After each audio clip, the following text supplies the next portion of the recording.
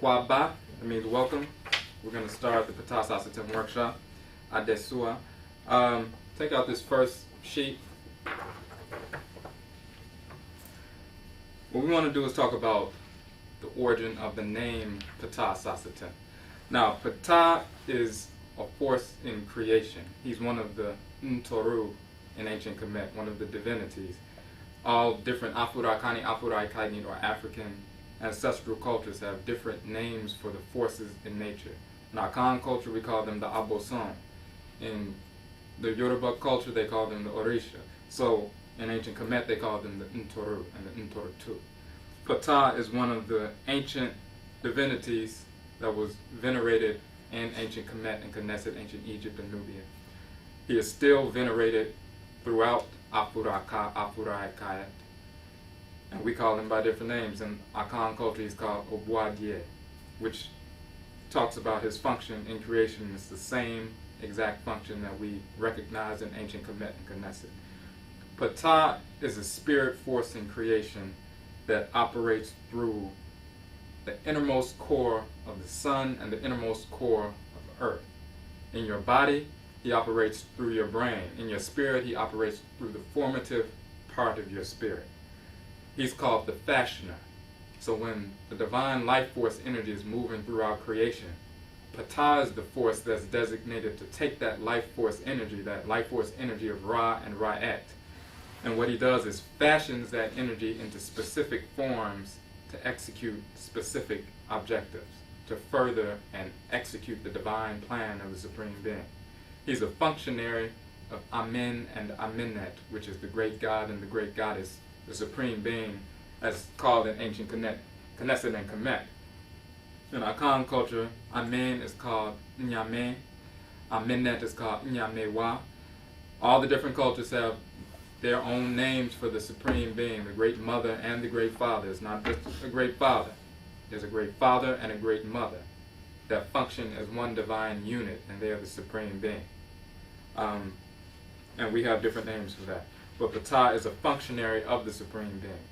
As the innermost core of the sun fashions the life force energy of the sun, the innermost core of earth fashions the life force energy streaming through earth and allows that energy to pulse out according to a specific plan so that all entities on the surface and going to the core receive the life force energy they need to execute their function on earth.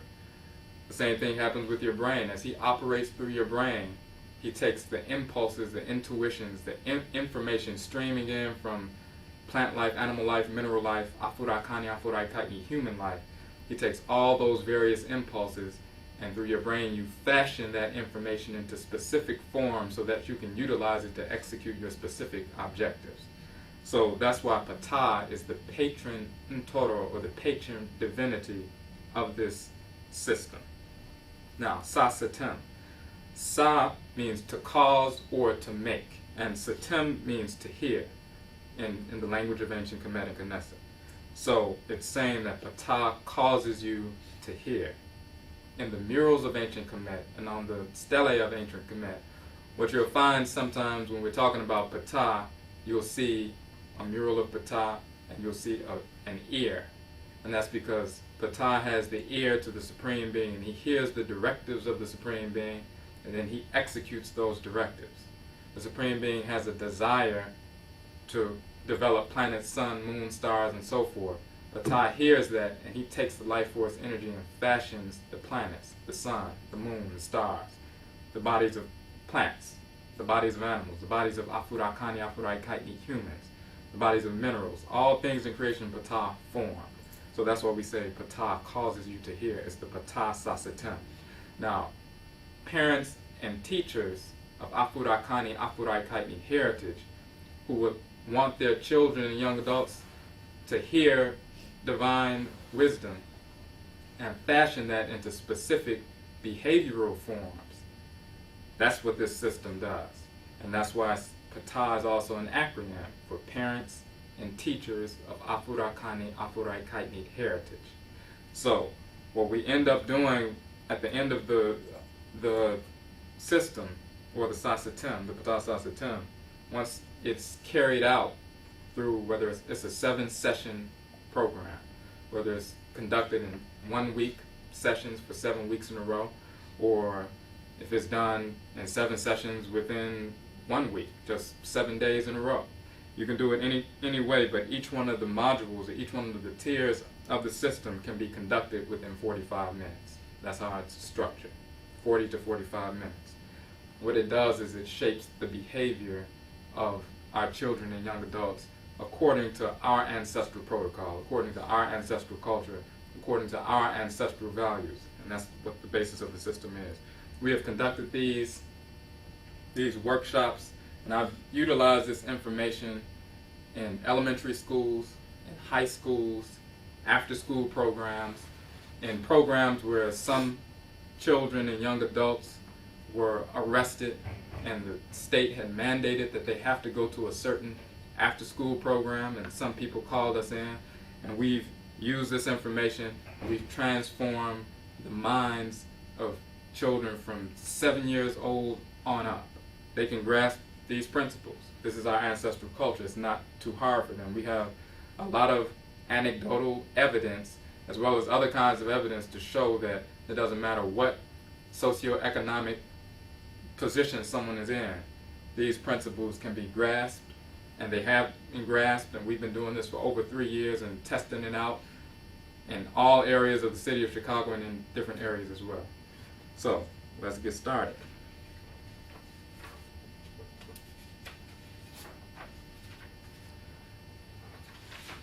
Look at the first module, the first tier of the PTAH Sasetem. It's called Okraden. Now let's deal with the title first. Okra means soul in the language of the Akhan of Ghana. And Din means name. So Okraden or Okraden means the soul name. Now the reason why this is the name of the first module, and we're going to get into the different divinities that govern the days of the week, but the soul name is, in our Akhan culture, when you're born on, depending on the day that you're born, the divinity, one of the abosom, or one of the divinities that govern each day, if you're born on a certain day, you're named after that divinity because you carry that divinity's energy into the world. So for example, the divinity of Sunday, or the abosom of Sunday, is Awusi. And the males who are born on Sunday, they receive a soul name, or Kradin. I'm called Kwesi because I'm named after Awusi. Female would be called Akosia or Akosua, or sometimes Esi, depending on the dialect, because they're named after the divinity. Tuesday is called Benada because it's the Da, or the day of the Abosom, or the god Bena. And people who are born on Tuesday, if they're male, they're called Kwa Bena. And the females are called Abena because they're named after Bena. They carry Bena's energy into the world. What it's saying is these specific abosom, these specific divinities, they carry a certain frequency of energy into the world and a certain consciousness into the world. And if you're born under their guidance, then you carry that energy as well. So you automatically receive a Kradin, a soul name, based on the day that you were born. And when you're born on a certain day, that's evidence of what happened in the spirit world before you even incarnated into your mother's womb. And we can go deeper into that later. So we talk about the Kradin. We talk about what the function of a name is. The function of a name in our culture is that a name is a group of sounds or a collection of vibrations. Vibrations carry energy, and they transform thought. So we understood that, and when we name our children, we use these specific principles. We tune into the function that that spirit came into the world to execute, and then we give them a name that harmonizes their spirit with that function. So not only do they receive a Kradin, which is a soul name, automatically, but they also receive other names that carry the energy of the specific function they came to execute in the world. So what we do with this first module, I'll go into a classroom and I'll write on the board, or I'll just say if we're in a group setting and we don't have something to write, and this is the way you would conduct this particular module, and we're going to go through all the 7 tiers, and I'll show you how they are conducted. You go into a setting, and you either write on the board or you ask the question, how do you feel about being African? Or define African. And just let them say whatever they want to say. Now, very often they will give, every now and then somebody will say, well, Africa means the place where, you know, we come from, or all black people come from Africa. Or they'll say something like, I'm African because my ancestors came from Africa. Very often what you'll receive is some very insane information. What you'll hear is, for example, one sister said to me, she said, Africa is where Indian people live. Now this is in a classroom. This is in a 5th grade classroom. Africa is where Indian people live. That's our definition of Africa. Another sister said, Africa is where them people be peeing in them pots. That's what Africa is. That's our definition. But it's important, because what you want to do when you ask the question is to get them to, and you let them respond based on how they feel. You want them to say the most insane thing they've ever heard about the definition. Because after all of that foolish information comes out that they received from their parents, they received from television, they received from the whites and their offspring, they received from other people, then you're going to give them the real definition. And that's the point of the exercise. So this is what we do. After they give all this information out, and you don't say anything negative about their responses, you say, okay. You go to the next person, okay. Then you say, okay, what we're going to do now is we're going to give you the proper and original definition of the term and where it comes from. And then you'll understand who you are.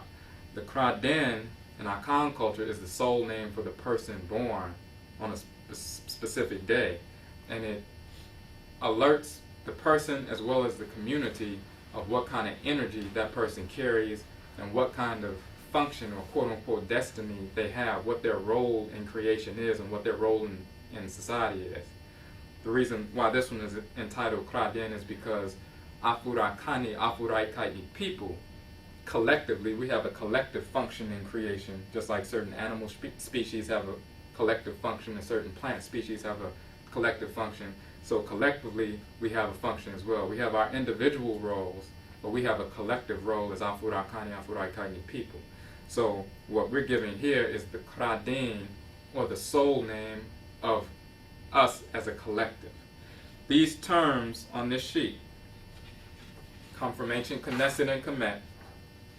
They're over 40,000 years old. And when you tell the children that 40,000 years ago, the only people on earth were black people. There were no Europeans, there were no Asians, there were no people but us. And we were using these terms, and these terms can be found still carved in stone in ancient Kemet, which is now called Egypt. So it can be verified. So you give them the terms. Afu is the first one. It means flesh. It also means house or place of residence. Ra, the most ancient name of the creator. Ra'et, the most ancient name of the creatress. That's usually, when they first hear that, they say, well, creatress. Because we're so used to hearing, you know, God created the world, he did this, he did that. There is a creator and there's a creatress. So that's the first thing that alerts them that this is something new. It's also 40,000 years old, so it goes beyond anything they learned in church or anything they learned in the mosque or the Hebrew temple or whatever it was. So they begin to tune in. Then you talk about Ka and Kayet. Ka is a term for soul, but it's also the term for raised land or hill. And that's the male name, like a mountain or a hill.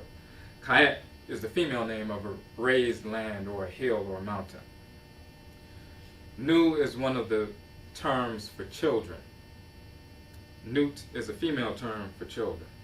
Ni is a term that designates an individual male, and Nit, individual female. So, what we show the children is this. What did our people call the original land? And how did they come up with this name? In our ancient language, if you look at land that's raised up, we said it means Ka and Kayet. if you think about sunlight moving through the Earth's atmosphere and moving through the water and causing the water to heat up, and then you relate that to, you put some water on the stove and turn it on, and the heat causes the water to vibrate and separate and causes bubbles and so forth.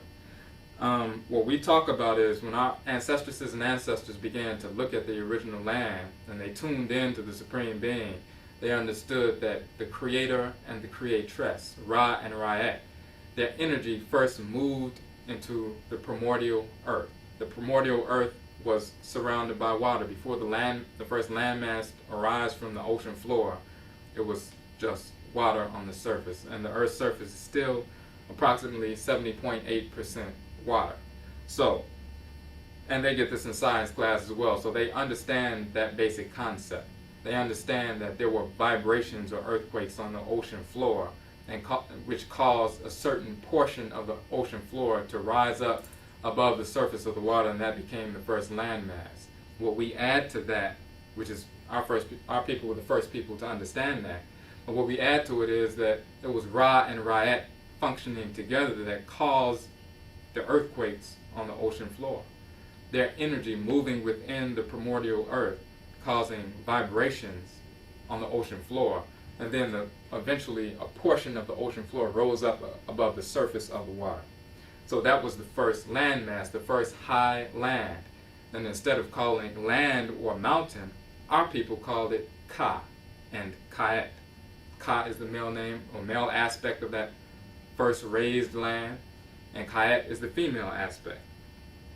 So, as Ra and Ra'et's energy began to move through this new Ka and Ka'et, it caused the new Ka and Ka'et to vibrate and separate into various forms as well. This separation eventually developed, trees and different rock formations and different things. Eventually, our bodies came, the original bodies of Afurakani, Afuraitkaitnit people came from this first landmass. But what we show them is, just as there's air in this room, when you take in the air and you fill up your lungs with that air, it takes on a different title because it has a different quality. You can call it internalized air as opposed to the air in the room. When the energy of Ra and Ra'et begins to move inside matter, and remember matter is called Afu in ancient Kemet, the energy has taken on matter, taken on flesh, or it's residing in a house, just like the air in your lungs is now residing in your lungs. It's called internalized air. When Ra and Ra'et's energy, the life force energy in creation, is moving through matter, then that life force energy takes on a title because it's inside matter now. It has a different designation. That's why Ra became known as Afu Ra, or Ra moving through matter. Ra'et became known as Afu Ra'et. So as Afu Ra and Afu Ra'et, the creator and the creatress energy was moving through the original Ka and Ka'et, that original landmass became known as the Ka of Afu Ra, or the land of the creator, and the Ka'et of Afu Ra'et, the land of the creatress. So the Ka of Afu Ra became known as Afuraka, and the Ka'et of Afu Ra'et became known as Afuraitkaitnit. That's why we say the land of Ra and Ra'et, the divine land. That's what our ancestresses and ancestors designated as the original land, where they came from. Eventually, the rest of the Earth's surface would emerge from beneath the surface of the waters. But that first landmass, that first point that rose up, exists on the continent that we call Africa today. And of course, Afuraka was corrupted into Afrika by Europeans. And Afuraitkaitnit was left alone because Europeans, of course, have always had disdain for the female and a female energy. And they pretend that it doesn't even exist in a divine way. So, when they get that definition, that they come from the Ka of Afura, or the land of the creator, and they come from the Ka'et of Afuraitkaitnit, or the land of the creatress, then that's saying that they come from the divine land. and they know the first bodies of Afurakani, Afuraitkaitnit people were fashioned from that divine land. So our bodies are divine, and us as a people, we're the original people from a divine land. That gives them a totally different context when they view themselves and who they are. And then they also see, you ask them, now, does Afuraka, now that you know what that means, the land of the creator, and Afuraitkaitnit, the land of the creatress, how does it make you feel when you think about the word Africa? Because if you hear the word Africa, you think of all these negative things. You have no idea, hearing Africa, what it really means and what it's really saying about who you are. When they hear that, it changes their whole idea about being African. Then we go further, Nu and Nut, the male and female name for children as in a group. Afurakan Nu means the children of Afuraka, Afuraitkaitnit. So that means offspring, as we say on the sheet, offspring, plural, of Ra and Ra'et, the creator and the creatress, descended through the divine land. Afurakanu became Afurakanus, or Afurakans, or Africans. But Afurakanu means children of the creator and creatress, and the descendant through the divine land. Afurakani, Ni designating an individual, and Nit is the female version of that title. Afurakani, Afuraitkaitnit. That means offspring, single offspring of Ra and Ra'et, or offspring of the creator and the creatress, descendant through the divine land. So when you call yourself an Afurakani male or an Afuraitkaitnit female, what you're saying is, I'm a child of the creator and the creatress, descendant through the original land. I'm one of the divine children of the original land. When you give them that definition at the end of the session, being African means you're divine children of the original land. But we don't use the term African anymore. We use Afurakanu, Afuraitkaitnu, Africans. Or Afurakani, Afuraitkaitnit.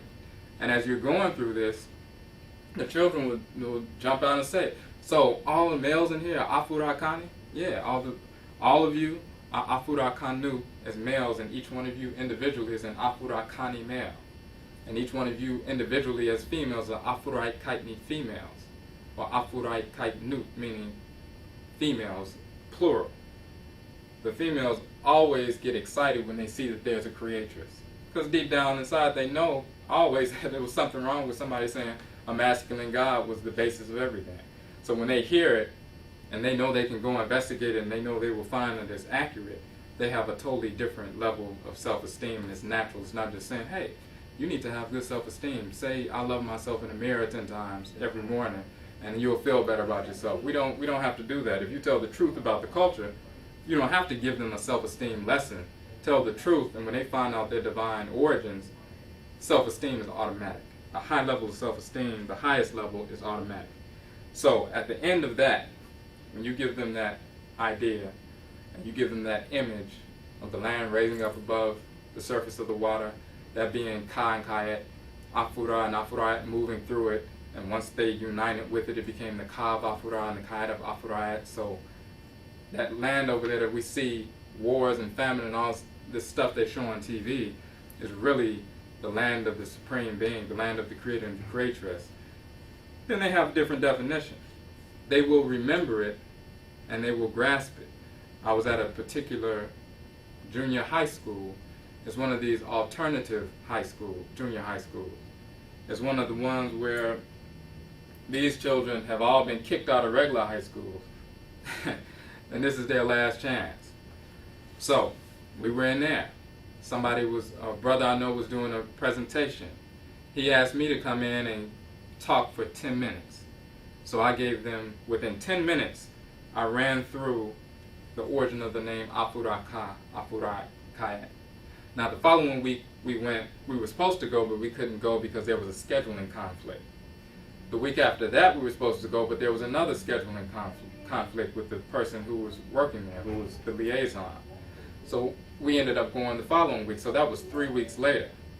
As soon as we walked through the door, I saw one of the brothers who was in the class, and after we walked through the metal detector, which is what they have, these are 7th graders, 8th graders, you walk through the metal detector, as soon as we got through, he walked up to me, shook my hand, and said, "What's up, man? I'm Afurakani." And he remembered that 3 weeks later. These are one of the quote-unquote bad kids. You know, the ones that got kicked out of, you know what I'm saying? I only had 10 minutes. I didn't spend 40 minutes like we would normally spend on this session going into detail about Afuraitkaitnit. I just gave it to them in 10 minutes and they retained it. So just imagine if you get a chance to spend 40 minutes dealing with them and they're focused specifically on that. Because what the other brother was talking about, he wasn't talking about this. When he gave me my 10 minutes, I just went into this real quick because I wanted them to have it. So it works. And it doesn't matter what they say about the people, the children who can't achieve and all this other stuff. Most of the time, if they're not achieving, they're just not interested. Or they're misdirected, or they have different priorities. You know, their parents may be on drugs or something, or it could be a whole lot of different things. But they can grasp the information. If they can grasp, you know, the lyrics of the song and memorize that, they can grasp this. And since this is about them, they grasp it. So that's how we go about it. All the information in detail is in your PTAH Sasetem Nhoma, or your PTAH Sasetem manual that's been emailed to you. So you can always consult that and you'll see exactly how to go about the information. There's some additional information about it. And again, you can consult with me after the workshop is over, up to a year. Anything, questions that you have on implementing this information, you can consult with me. If you need some additional information, I can give that to you as well. But that's how we go through the system. Okay, the next one, you take out the abatun. Now, okay, abatun. This is the sheet. The second tier of PTAH Sasetem. This particular title is an ancestral linguistic term that we created out of two terms. In the Akhan language, or the Twi language, the Akhan language is also called the Twi language. Sometimes they say Twi, sometimes they say Akhan. The word Abba means fruit, or pod, or seed. And the term tun means black, or dark. So we combine these two terms, abatun, to denote the black seed, or black fruit, or the black pod. What we're describing here is the chemical that in English is called melanin. Now, in dictionaries and encyclopedias, if somebody reads about melanin, they'll talk about it's the chemical that gives you your pigment, gives you your color. So, the second tier of PTAH Sasetem, first we dealt with identity. And once they understand where they come from, and they understand who they are culturally and spiritually, Afurakani, Afuraitkaitnit, they're descendant from the Supreme Being, they're descendant from the original land, and the most ancient people on earth. And they've been here for over 1 million generations, descended directly from the most ancient people. Now we're going to talk about the value of physiology. We're going to get into black skin. So what we do is when we go into the room that next week, or that next session, we go in and we say, define black. How do you feel about being black? Give them a few minutes if they're writing it down, or just give them a few minutes if it's just people sitting in a circle, if it's that kind of group, if they're not writing, just give them a few minutes. If you were in a classroom, I would write it on the board. Define black, how do you feel about being black? Now again, you'll have some people who will say, I'm proud to be black because, Martin Luther King did a lot for our people. That kind of thing. I'm proud of the civil rights movement. Some people will say, well, I'm not that proud because, black people were slaves. Some people say define black, and they'll give you all kinds of definitions. What does black mean to you? Nigger, ignorant, trifling. All the things that they've heard, they'll give it to you. And you want them to give you all of that. You want them to give you every single most ridiculous statement they've ever heard. You want it all to be out in the open. Because when you crush all of that with the real definitions, they won't have anything left in that foolishness to hold on to. So you let them come out with it, and they will come out with it. I've heard just it runs the gamut of the foolishness I've heard. But that's all coming from what they've been conditioned to believe. So So then after they flood you with that information, then you say, okay, what we're going to do today is we're going to give you a 7-part definition of abatum, or what in English is called melanin. Because when you say, well, have you ever heard of melanin, most people have never heard of that. If you ask them, do you know what pigment is, they say, oh, well, yeah, that's color. So they say, oh, it's the chemical in your body that gives you your color. So what we say is, okay, we're going to give you a definition, a 7-part definition, so you'll know why you're black and what being black does for you. You know culturally who you are now. Now you're going to know physiologically who you are. So the first part of the definition is the chemical in your body that gives you your color. That's the dictionary definition. The second part of the definition is found in the skin, the hair, the eyes. That's where your skin is black. Your hair is brown or black. Your eyes are brown or black.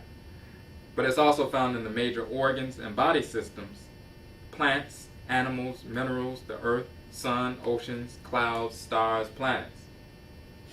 Now they start asking questions. And anytime I give this presentation, they start getting surprised when they see that chemical that's in their body that makes them black or brown, it's in everything else in the world. Plants, animals, minerals, the earth, sun, oceans, clouds, planets, stars. So they start saying, well, why is this chemical? Somehow we connected to everything in the world, in the major body organs and body systems. You tell them and you show them that if you didn't have melanin in your major organs and systems, your organs would not function properly. So it's necessary for proper organ functioning and physiological functioning. If you don't have it, then your body will be malfunctioning. Sometimes people ask, well, what if you don't have pigment? Then we go into the idea of the albino. Now the black albino, about 1 out of every 100,000 births in the black community is albino. So externally, white skin, blonde hair, light eyes. But internally, they have the same amount of melanin that we do. So they're still connected like us. The difference between the whites and their offspring, when I say whites and their offspring, that means white Americans, white Europeans, white Asians, white Indians, these various groups, white Arabs. The difference between them and the black albino is not only do they lack the proper levels and quality of melanin on the outside, they also lack it on the inside. And we'll get into that. But just so you understand that once you get to that second part of the definition, they see a connection, because everything in the world, you go from your body to everything on earth, plants, animals, minerals, then you go outside of the earth, the clouds, the stars, the planets, and also, you know, the oceans and so forth, and the sun. Now they feel a connection. Somehow they know that they're connected to everything in the world that's created. Everything that's natural has melanin, has abatum. Now as we go through these, you'll see, let me just backtrack for a second. PTAH Sasetem, there are 7 tiers. And you start to see that in each one of these tiers, within each one of the 7 tiers, they're broken down into 7, the majority of them. That's because, as we were talking about the Kradim, the Akhan have a 7-day week that they utilize. It's a 7-day ritual week. The European 7-day week is modeled after that. Some Afurakani, Afuraitkaitnit groups don't utilize a 7-day week. Some, like the Yoruba, utilize a 5-day inclusive week. The Igbo utilize a 4-day week. In our Akhan culture, we utilize ritually a 7-day week. And each one of those 7 days are governed by a different aboson, a different force in nature. We can give you the different names, and if you look on the website, you'll see the different names in the section under Dento, the Akhan naming ceremony. But when you look at that and you see the different names, you'll see that from Sunday to Saturday, you have Awusi, you have Adwa, you have Bena, you have Awuku, you have Yao, you have Afia, you have Amen. In English, the energies connected to those are the solar, lunar, and planetary bodies that govern those 7 days. So you have Sunday, the sun for Sunday, the moon for Monday, Mars for Tuesday, Mercury for Wednesday, Jupiter for Thursday, Venus for Friday, and Saturn for Saturday. In ancient Kemet, Knesset, as well as in Akhan culture, we have different names for these planetary bodies because we know the forces in nature who operate through them, and I just gave you the names for them. And the energy that governs them are different. Solar energy is different from lunar energy.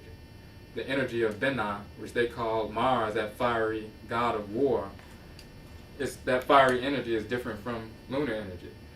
When you look at these 7 within the system, within the Sasetem, and then you look at the whole, the PTAH Sasetem itself, these 7 different tiers are, each one of them are governed by the deities that govern the Akhan week. And as part of the 7-part definition and all the rest of them, as we go through, you'll see that each one carries the energy of the divinity that governs that day of the week. So, for instance, when we talk about the 3rd part of this definition, melanin or abatum is found at the site of infections, cuts, and wounds. It's a healer and a protector. So, when you get a cut, melanin goes to the cut. It helps to protect the cut. It helps to cleanse the cut. It helps to stop the bleeding. It helps with the process of blood clotting. So, melanin is healing you. It's protecting you. It creates a natural band-aid on the cut, and it's black, and it's called a scab. And as it creates that natural band-aid, that band-aid is protecting the wound from outside infection until it heals, and then the scab falls off. So when you look at this 3rd part of the definition, if you look at the 3rd day of the week, we call it Benna Da in Akhan culture. The god Benna is the same as Herukuti or Herakuti in Kemet, Ogun in the Yoruba tradition.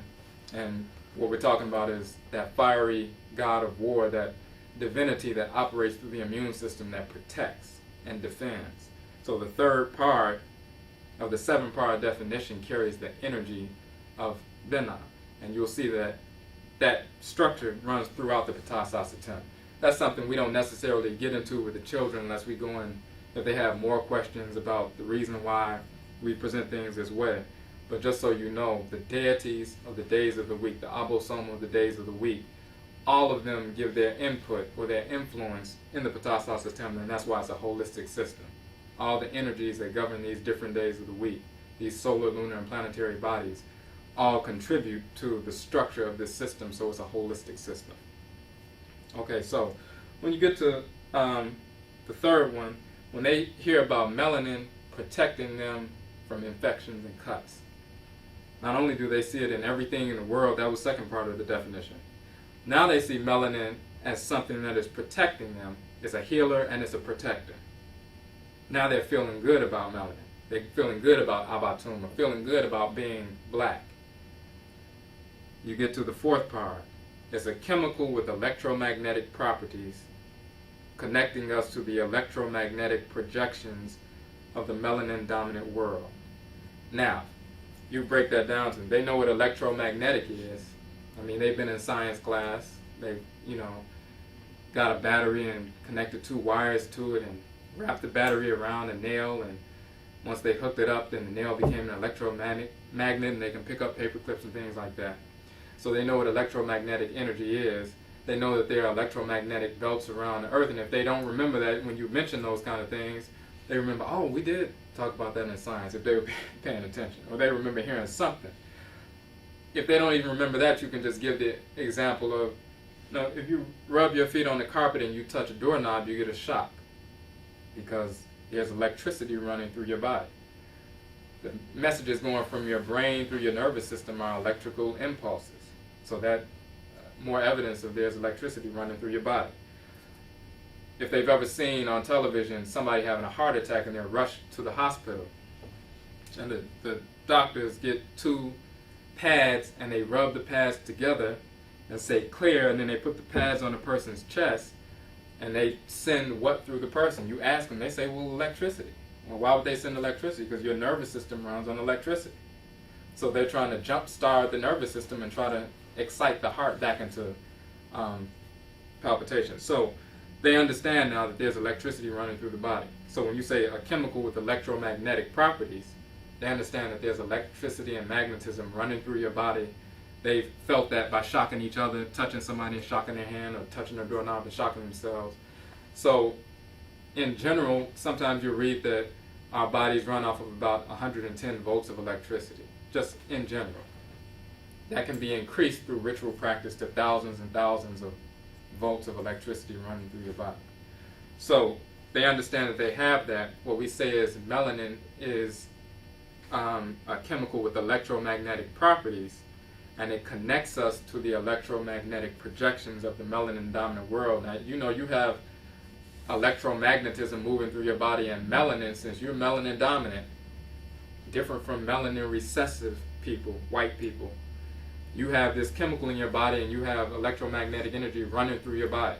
The sun projects electromagnetic waves, so you pick up on that and you project that energy. Everything in creation that's created is melanin dominant. It has abatum. They have electromagnetic projections. So the electromagnetic energy pulsating off of animals, plants, minerals, the sun, moon, the stars, the earth, and you, we're all connected that way if we're melanin dominant. That's the physiological part. But there's also a spiritual component that makes us connected. So it has to be both. You can't just have some melanin and the spirit is in disorder, because then you're not connected even if you have the melanin. But that's another subject. But what they understand is, as melanin dominant people, or people with abatum, they're connected electromagnetically to everything in creation, because every natural thing in creation is melanin dominant as well. So now they feel a connection with plants, animals. The reason, and you can give them the information that the reason why Europeans can so easily wipe out an ecological zone, they can wipe out, rainforests and wipe out entire species of animals. They don't have the same connection. They don't feel it. They don't feel an electromagnetic connection to these entities. They feel disconnected, and they are disconnected. So they don't mind wiping them out to build a mall or something like that. You know what I'm saying? So, so they feel that connection. One other thing about that, okay, the other point is, and this is something that they can always understand, you ask them now, have you ever felt somebody staring at you? You can have your back turned and you can feel somebody staring at you. That's because we already discussed electromagnetic energy moving through your nervous system, volts of electricity. When someone is staring at you, the electromagnetic energy moving from their eyes to you is an electromagnetic wave, and you can feel it, and that's why you can really actually feel somebody staring at you.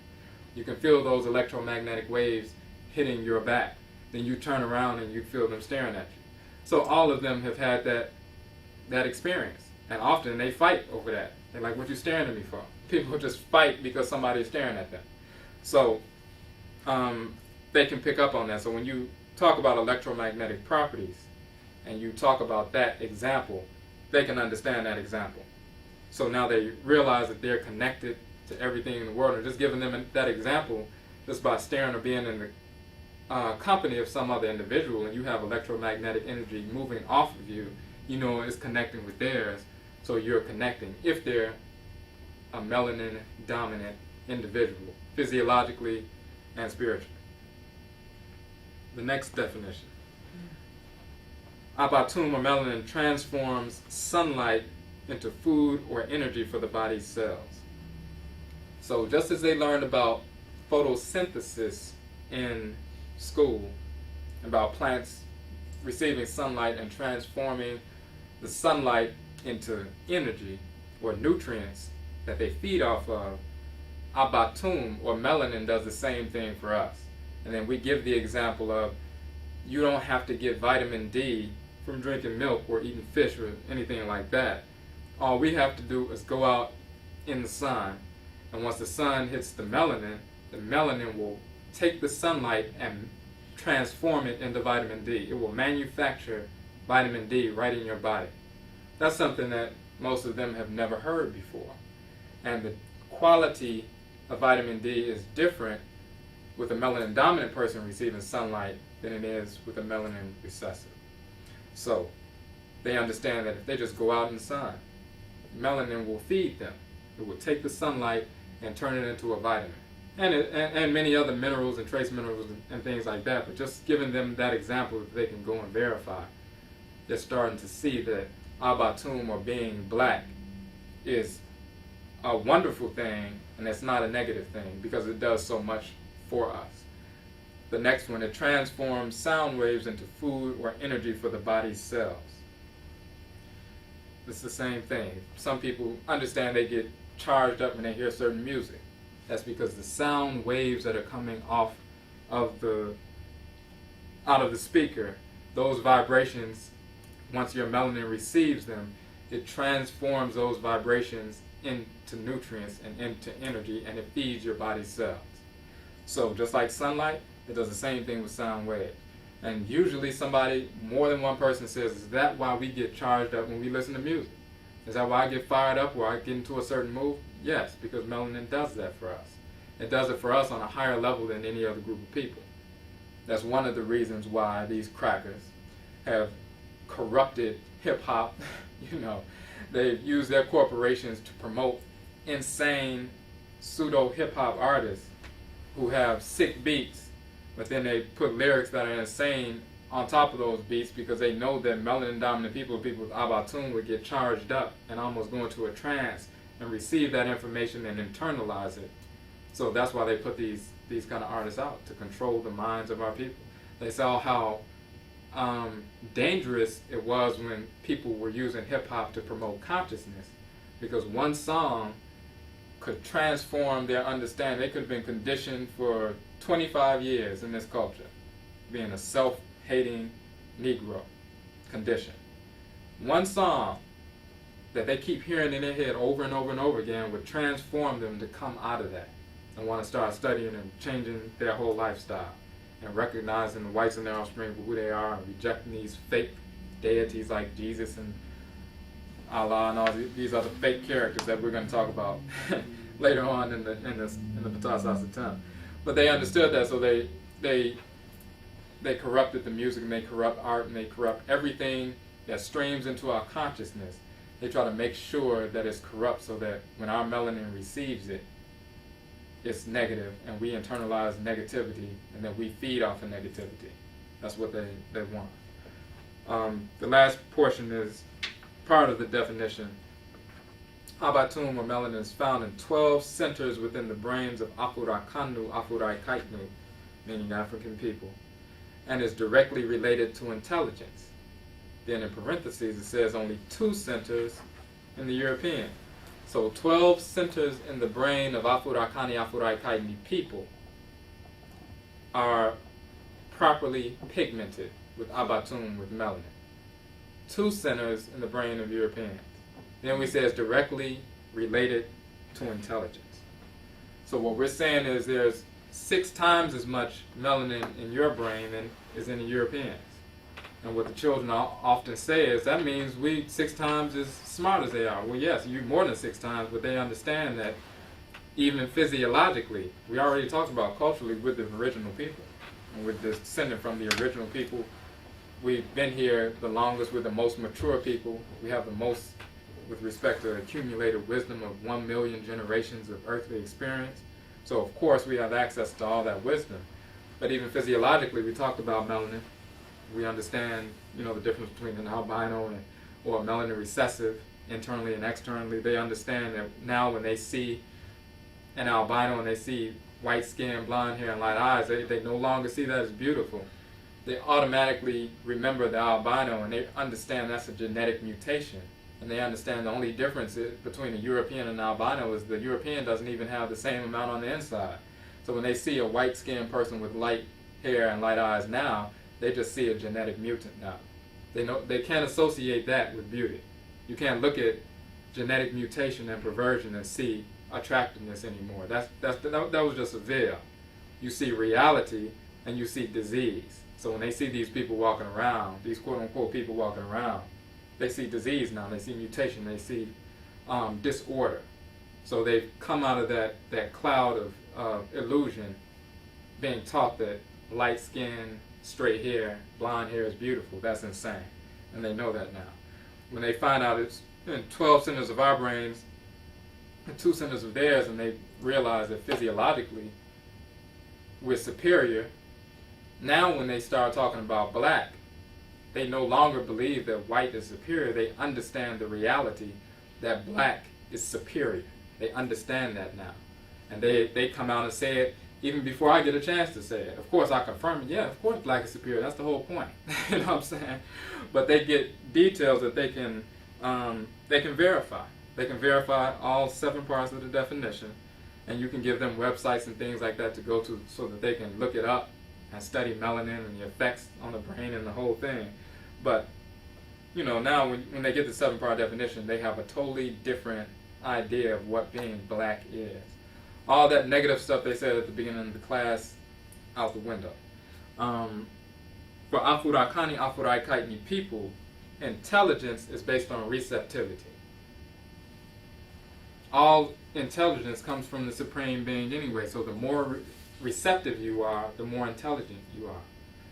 The degree to which you're receptive to the information streaming from the divine consciousness determines your level of intelligence. Melanin is black because it can receive all frequencies of the electromagnetic spectrum. Black receives everything. White repels everything. They say don't wear black in the summer. Why? Because you get hot. Why? Because black receives all of those vibrations and you receive all that energy. You wear white so you can't receive all that energy, so you're a little bit cooler in the summertime. We have melanin in our brains, 12 centers of our brains, and of course throughout our body and our organs. So it's an electromagnetic chemical. It has electromagnetic properties. We're connected to all the plants, animals, minerals, sun, moon, stars, the whole thing. So we can receive the projections from everything, including the forces in nature, the abosom, the orisha, the vodou, the deities. So we can receive information at a greater, well, we can fully receive information where other people can't do that. So even physiologically, it shows that melanin is directly related to intelligence because that black chemical allows you to receive all of the various frequencies of electromagnetic energy and thought projections and desires coming from all aspects of the created world. So receptivity determines your intelligence.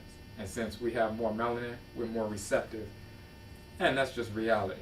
So when they hear all of that, and you go through these different things, you can give them a copy of the sheet, or you can have them write it out. If you're in classroom, sometimes I'll just have them write it out. If we're just in a group setting, you can just pass the sheet out. By the time they finish going through all 7 of those, then you ask them, now how do you feel about being black? All that stuff they said before sounds foolish. And they don't even want to repeat that because they know better. And I've had instances of people come back weeks later. I was in a classroom in a high school. This is a high school where every day at 2:45, there are police cars outside. Brothers running around with sticks, people getting arrested, you know what I'm saying? Every day. I mean, it's just common, you know what I'm saying? So I'm in the group. I was doing the piece about Abatum, about melanin. One of the brothers who had that session, he sat in for that session weeks ago, came in. And the other teacher that was there, he was like, hey, you need to get this handout about melanin, because, you know, you're a little late. He was like, oh, I already got that. I got that a few weeks ago when I was here. He was like, man, you didn't get that. What was he talking about? He was like, no, that's the thing where, you know, it's in your skin, it's your body, and it heals you, and you get fed from the sun and all of that. That's all that. So he just from a few minutes, weeks before, because I only had 20 minutes to give it to him. Just from that 20 minutes, 3 weeks previous, he still remembered what it was. And he was one of the people who, when I was actually giving it when he was there, he was like, wait a minute, it really does all of that? He couldn't believe that your black color did all that for you. But he was amazed, and he was just amazed. It wasn't like he thought I was lying, but he was like, man, it does all that? So, I mean, they received this information, and they understand it. So, that's the piece on Abatum, that's the piece on melanin. I'll take a break.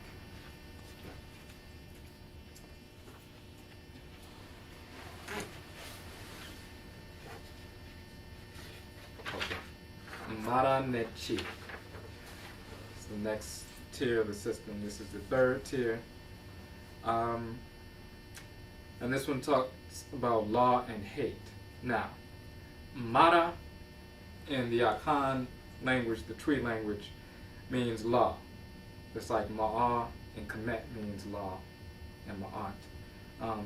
In Tree it passes into Mara. Ne means and Chi means to hate. It's a verb. It means to hate or to abhor. Now, this is a critical piece. It's kind of cosmological in a sense, but everything turns on this with respect to valuing the culture and valuing who you are. So, the first piece, and again, these concepts, most of the concepts and most of the classes that I've taught in over the past 3 years promoting these concepts have been in classroom, and most of them have been 5th graders and 6th graders. But we've also done 7th graders, 8th graders, and high school, as well as adults, but mainly, presenting these principles has been younger people, 10 years old, 11 years old, 12 years old, and they grasp these concepts. The first one, the Akra is the bearer of the Nkrabia, and you see in parentheses it says function. Now in Kemet and Knesset, the term for soul or consciousness, the divine consciousness is Ka. In the Akhan culture, that same term is Kra, or sometimes Akra, the soul. Now, when we're talking about the Akra, people understand that, sometimes you have something pulling you in a certain direction, whether you follow it or not. We understand that the Akra is the divine consciousness. It's a little drop of the Supreme Being's divine consciousness or intelligence dwelling within you. So you have a little drop of consciousness dwelling within you. We call that the Akra. And it's always pulling you in the right direction. It's always pulling you towards divine order. That's what your Akra is. And the goal of spiritual cultivation is to cultivate your spirit to the point where you're always harmonizing with the direction that your Akra is pulling you in. Sometimes it pulls you in a certain direction, you decide you're not going to go in that direction, and then you create chaos in your life. And then you look back and say, well, something told me I should have gone in this direction. And when you get more in tune with it, it won't just be simply a pull, but you get specific directives. So the Akra is that when you're, telling the children, it's that force within you, that divine force, that knowing force that gives you knowledge of things that you normally wouldn't know, that you shouldn't have details of, but it does that, and it's always pulling you in the right direction. It's the bearer or the holder of the Nkrabia, which is your function. Now, in Afurakani, Afuraitkaitnit culture, we define the Nkrabia and Akhan culture, or the function, as opposed to destiny being the purpose in life. Because if you say destiny, that's an English word and it doesn't mean a whole lot. Some people say that somebody was destined to play basketball. You didn't incarnate into the world to bounce a ball around. You know what I'm saying? So that whole notion is foolish. But when you define destiny as function, what function are you designed to execute in the world? Now you have a clearer understanding of what Nkrabia or function or destiny is. So in Afurakani, Afuraitkaitnit culture, we come into the world to execute a specific function in creation. Just like every cell in your body is designed and came into being to execute a specific function within your body. So your liver cells serve liver functions, and as they serve liver functions, they're serving the whole. Your brain cells execute brain functions, and as they execute brain functions, they're serving the whole body. We are cells in the great divine body of the Supreme Being. Afurakani, Afuraitkaitnit people created plants, animals, minerals, and so forth. So each one of us as cells came into being and were formed to execute a specific function within the great divine body. And when we execute that function, we're serving the whole, or we're serving the Supreme Being just like your cells are serving you. So we have a function. That's what our quote-unquote destiny is. Now, you also have cells in your body that become disfigured and began to malfunction and create disorder in the body, and your immune system destroys those cells and pushes them out. And if you use the same analogy as Afurakani, Afuraitkaitnit people being the only created human cells in the great divine body of the Supreme Being. When you look at the whites and their offspring, now what you're looking at is disfigured, cancerous cells in the divine body of black humanity, which just need to be eradicated. So, understand that they may be in the body, but they're not part of the divine order of the body, just like the cells that have become cancerous in your body are disfigured. They are no longer like the other cells, and not only that, they malfunction to consume the other cells, and if their development is not arrested, and if they're not removed from the body, they'll move throughout the body as cancerous cells. You have cancer and you die. So we need to understand the difference between us as cells, created cells in the divine body of the Supreme Being, and the whites and their offspring is disfigured, cancerous cells that are no longer part of the divine order, and they have a temporary residence here, and eventually they will be disintegrated. And that's part of our that's part of our work. So when we talk about the Okra is the bearer of the Nkrabia, you have a soul, a consciousness that's always pulling you in the right direction. The Supreme Being sent you here with a specific function, just like your cells develop in your body with a specific function. They have a destiny. Your liver cells have a destiny or function to execute. And inherent within their functioning, you can understand what their destiny is. So they're pulled to do certain things in a certain way. You're pulled to do certain things in a certain way. That's evidence that you have a function. You were given a function. That function is called Nkrabia. Now, the second part says the Nkrabia is your life focus. And we just went into that. Your life focus is your function, your destiny. The Nkrabia, this is the third one, determines what is lawful and what is hateful. The Nkrabia determines what is lawful and what is hateful. We need to understand, if you come into, just like the cells in your body are part of a system of order, and you're a cell in the Supreme Being's divine body, you're part of a system, you're part of divine order, you have a specific function to execute. There are certain things that will be in harmony with the laws that govern your functioning. And there are certain things that if you do, you will create disorder, and those things are hateful.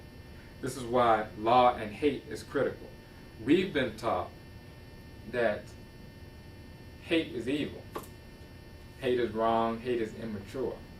And in reality, hate, until you get to the point where you can hate or reject, because the word chi in the Akhan language, to hate or to abhor, it comes from the ancient Kemetic word shi, or chet, and that passed into hate in English, and hate eventually through etymology it passed in. That's where they got the word hate from. But it comes from chet or heat, and in Twi it's still chi, which means to hate, to abhor, to reject, to destroy.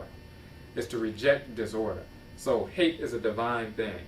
If you have a divine order, you live in harmony with order. Anything that comes to disrupt that order is something that is hateful, something that needs to be rejected. Your immune system operates on these principles. When disorder comes into the system, your immune system is designed to destroy or reject disorder so that the integrity of the divine order is maintained. So Mara, Ne, Chi, law and hate are two halves of a whole. Now, what I want you to do at this juncture is take out the Mate Masiye. And you're going to go to page 39. The last paragraph, starting with law is the expression of order. That, and then read all of page 40 all the way down to the last paragraph that starts with Nanaya. You don't have to read that paragraph, but just read that section, because this is directly related.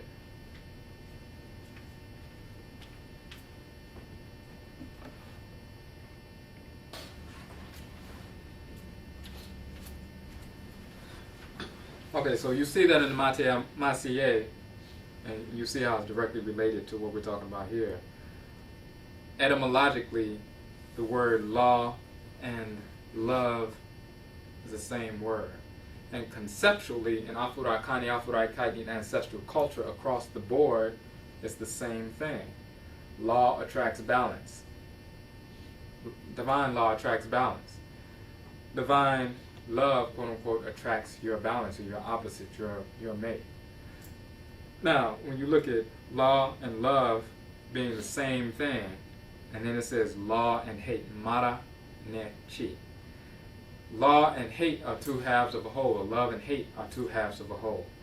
That whole is divine order. Law or love is the expansive aspect of divine order, and hate is the contractive aspect of divine order. Law receives or attracts, or love receives or attracts. When you adhere to divine law, it attracts balance to your life because you live in harmony with divine laws. So you're staying on path, you're staying on the straight path. If you get outside of that, then you start attracting imbalance to your life, and that becomes lust. This culture always mistakes deliberately lust and love, and they call them the same thing. But in our culture, law or love is the same thing. It attracts balance, so it's expansive. It attracts balance and expands that way. But hate rejects disorder. So you repel disorder, and this is divine hate. This is an aspect of the contractive aspect of divine order. You contract or you destroy things that will create disorder. And law or love expands or pulls in balance, things that will attract balance and divine order, represent or uphold divine order. So that's why we have law and hate. Maranechi is two halves of a whole. The whole is divine order. Law or love is the expansive. Hate is the contractive. And without those two, you're in balance. So when we say that Enkrabia determines, number 3, what is lawful and what is hateful, as you're explaining it to the children, you can explain it physiologically, and we go into this in the manual. You say, well, hey, you have an Okra, you have something that's a divine drop of the Supreme Being's consciousness in you. You have divine intelligence always pulling you in the right direction. That's why something told you not to turn this corner today, and you turned it anyway, and you realized that you got into a negative situation. What was it that told you that? Something obviously knew what was going to go around. You have a drop of the Supreme Being's consciousness within you. We're talking about Afurakani, Afuraitkaitnit people now. So they can understand that they felt a pull before. So we just tell them, well, we have a name for that. It's called the Akra. Then we say, well, you have a function, just like all the cells in your body have a function, don't they? That's why a doctor can look, or a healer can look at your organs and see if they're malfunctioning, because they have a function. So that means if they're malfunctioning, they're not functioning according to the way they were designed to function. So they understand that organs have a function. They were just taught in the previous session that they're connected with the electromagnetic projections of everything in the world, so they're connected to everything in the world. They're part of a world system. So they know that they're a cell in a great body. They understand that now. They know that they have a function. They know even when they're just walking out in their neighborhoods, when they see all this disorder in the neighborhoods, drug dealing, strippers, everything that's going on, they know that there's something wrong with that because they know something else is supposed to be happening. They know that they have a different function. They know this is not what life is all about. They don't think, this is wonderful. I like this. They know there's something wrong. And that's evidence of the fact that they know they're supposed to be doing something else. So they can understand that notion, and all we're doing is saying, well, we have a name for that. You don't have to just say, I know something is wrong. I know I'm supposed to be doing something. You can say, I know I have it in Krabia. And you say, I know something was pulling me into. You say, well, no, I know my Okra was pulling me in a certain direction. So you can make it even more digestible by saying, just like you have a body, and then you have a smaller body within your body up here, and that smaller body is called your brain. And then within that smaller body is even another smaller body, and that's called the pituitary gland. And the pituitary gland is a master gland in the body, and it secretes hormones and substances according to certain laws that directs your body to do certain things. It secretes them first in the brain structure, and then the brain formulates directives and tells your body what to do. So you have that structure. So just like you have a physical body with a smaller body, the brain that gives all the directives, and then within that brain is even a smaller body, a driver, that secretes those hormones and gives those orders. It's the same thing with your spirit. You have a spirit, and then you have a smaller body, spiritual body within your spirit, which is your spirit's brain, which we call the Akra. And then within the spirit's brain is a driver, which we call the Nkrabi. It's your spiritual pituitary gland. It's your spiritual master gland. And because you have those things, just like your physical body is directed by those two smaller bodies, the Akra and the Nkrabia. And your Akra is the bearer of the Nkrabia. Your brain is the bearer of the pituitary gland. Your Akra, your soul, is the bearer of the Nkrabia, your function. So it says, and they can understand that whole breakdown. They know how the brain and pituitary gland works, and they can verify it later. You can say, well, you have the same thing happening energy-wise with your spirit. And that's why you think about things, feel things, are drawn to certain things. So the Nkrabia, now that you know that you have a function, you know something is pulling you in a certain direction, and it determines what is right, what is lawful, and what's wrong, what's hateful. That's why you know there's right and wrong. We have that understanding. Intelligence, number 4, is the ability to harmonize every thought, intention, and action with order. If you're intelligent, then you're harmonizing all your thoughts, your intentions, and your actions with divine order. If you're not doing that, then you're not intelligent. Why is it that you're not intelligent? Because if you look at the one before that, the Nkrabia determines what is lawful and what is hateful. So there's something in you that's pulling you in a certain direction. And if the way you become intelligent is when you get in harmony with that at all times. The next one is actually an ebe, a proverb. It is the Nkrabia that makes the Sum or the spirit obey the Akra.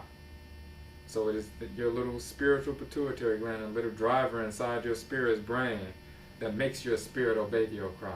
It's giving orders, and you need to get in harmony with that. Now the next one is the critical piece for this whole section, this whole tier. Afurakani, Afuraitkaitnit, or African culture, is the expression of the divine acceptance, love or law, of order, and the divine rejection, hate, of disorder. Our culture is the expression of the divine acceptance of order and the divine rejection of disorder. The whole purpose of having a culture of a way of life, and because Afurakani people, Afuraitkaitnit people, have a connection to the forces of nature that no other groups of people have. Of course, not white people, not Native Americans, not Asians, nobody. Just us. And we get into that in some of the other information that we have on the website, so you can see that. But our whole culture is the expression of accepting divine order and rejecting disorder. Your circulatory system and your respiratory system, when you breathe in certain things and you eat certain things, you receive all of it. So you accept it all. But if you didn't have an immune system that rejected the negative microbes and the negative or toxic substances, then you would collapse, you would die. Your system wouldn't work. So you have to have a balance. You have to balance between accepting what is orderly, what's necessary, what nourishes you, and rejecting what's destructive to you. That's divine. Divine love and divine hate are two halves of a whole. Acceptance and rejection. When you balance those two, then you're intelligent. You're mature. If you don't balance those two, or you follow what Europeans have taught us that hate is wrong and evil, then you will never attain maturity. You will never achieve any amount of intelligence. You'll be self-destructive. And you look at our communities, and while we are not governing ourselves as sovereign people on our own land, it's because of that very principle. They have corrupted that principle, made us believe that hate is wrong, and we should only, quote-unquote, love or pull in, but we should never reject. So that's what a lot of us have done, and it's to our demise. And once we re-embrace our culture fully, and this is the full embrace of our culture, then we reject that and we get back on track. And finally, our lives are not ours, our lives belong to Inyame wa Inyame. That means, just like the cells in your body, they don't come into being on their own accord and just decide, the liver cells saying, well, I'm not part of a greater whole. I'm just me. I'm gonna do me. I'm gonna just live my life. I ain't serving no liver. They didn't come in being to serve themselves. They came into being specifically to serve the liver, so that the liver could serve the whole body. So our lives are not ours. Our lives belong to Nyame wa Nyame. That's Aminet and Amen, or Mawu and Lisa in the Ewe tradition. The Supreme Being, Mother and Father, the great Mother Divinity, the great Mother Goddess who is real, and the great Father God who is real. So these are the different principles that govern law and hate. They already have an understanding of where they come from. Then they have an understanding of, what their physiologically, the value of their physiology. Now they have an understanding of how to function. What is their mission? They understand that they're not in the world just for no reason. Why was I born? I didn't ask to be born. In reality, you did. We go into that later on. But you come into the world with a specific focus. What is your life's purpose? Children, especially in our communities, once we get to a certain age, we start wondering, well, what is life about? Especially when we see all these negative things going on in our communities. So you ask the question, before you go into all of this, you go into the new session, you say, you'll see in the lesson plan at the end of every chapter in the Nhoma in the book, you see there's a lesson plan. Adesua means lessons. It'll say, Ago, which means, can I have your attention? And the children respond, Ame, and you'll hear that at many, many events. Whenever there's something going on Afrocentric, you'll often hear that call and response. That comes from the Akhan culture. Ago means, can I have your attention? And Ame means, we are listening, we are paying attention, you have our attention. So you go in and you ask them, you give the call and response. And just like you did before when you asked them, well, define African. How you feel about being African? Second session, define black. How do you feel about being black? The next one, what's your life's purpose? What's the purpose of life? Why are you here? Why do you think you're here? What's the purpose? They're not expecting you to say that. They learned about melanin. They might have thought they was going to learn about something else similar this week. Now you ask them, why are you here? Well, some of them have had that question. So they'll give you answers. I don't know. Well, we just came here to be enslaved and oppressed by white people and die, or get high blood pressure like everybody in my family, or smoke and, get locked up, or, go to school, go to college, get degrees and work and still run into a glass ceiling when we're in corporate America. I mean, they have a whole bunch of different ideas. Some of them will give some insane ideas about, what they've learned in the church or something like that. But when you once you get all those ideas coming out, and the only reason they're insane is because that's what's been drilled into them. And the same thing with adults. If they say something insane, it's because it's been drilled into them. They're not attuned into their cry yet.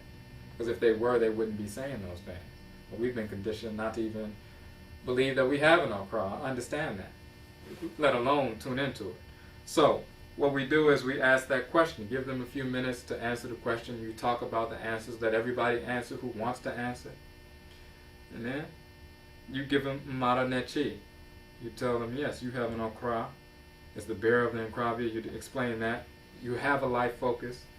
Because you have a life focus, there are certain things, because of what your specific function is, that are hateful to you, and certain things that are lawful to you. And then you define that intelligence is the ability to determine those things and harmonize with divine order. So you go through the whole piece. By the time they get through all of that, they know who they are, where they came from. They value their bodies and their blackness. So they have a spiritual understanding of who they are. Cultural, Afurakani, Afuraitkaitnit, their ancestry, an ancestral understanding. They have a physiological understanding of who they are. They respect and value that now. And then third, they understand that they have a purpose in life. There's a reason why they're on earth. They're not just some niggas out here, kicking it. So they're starting to value everything about themselves. And every time we do this, it's just evidence that they understand it.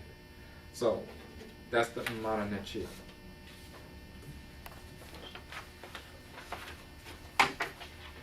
And again, we go into detail about these principles in the Nhoma. And as you're implementing the programs, again, you consult with me, you call me and ask me any questions you may have, and we can deal with those. The next piece is Nyansapo. Now, Nyansapo is actually the name of an Adinkra symbol. Adinkra is a set of symbols in Akhan culture. They're pretty popular. You've probably seen some of the symbols. And Nyansapo means the wisdom knot. And Nyansa means wisdom, Po means knot. And the Ebe, or the proverb connected to Nyansapo, is it takes the wise to untie the wisdom knot. So what that's saying is a wisdom knot, or a knot tied in a very complex manner, intricately tied together. It takes a patient and a wise individual in order to see where the interlinkages are and to be able to unravel it without destroying the substance of the knot in the process. And it also speaks to making decisions, because a patient, wise individual can look at the different complex aspects of a problem and be patient enough and wise enough and critical enough to unravel the problem without creating disorder in the process.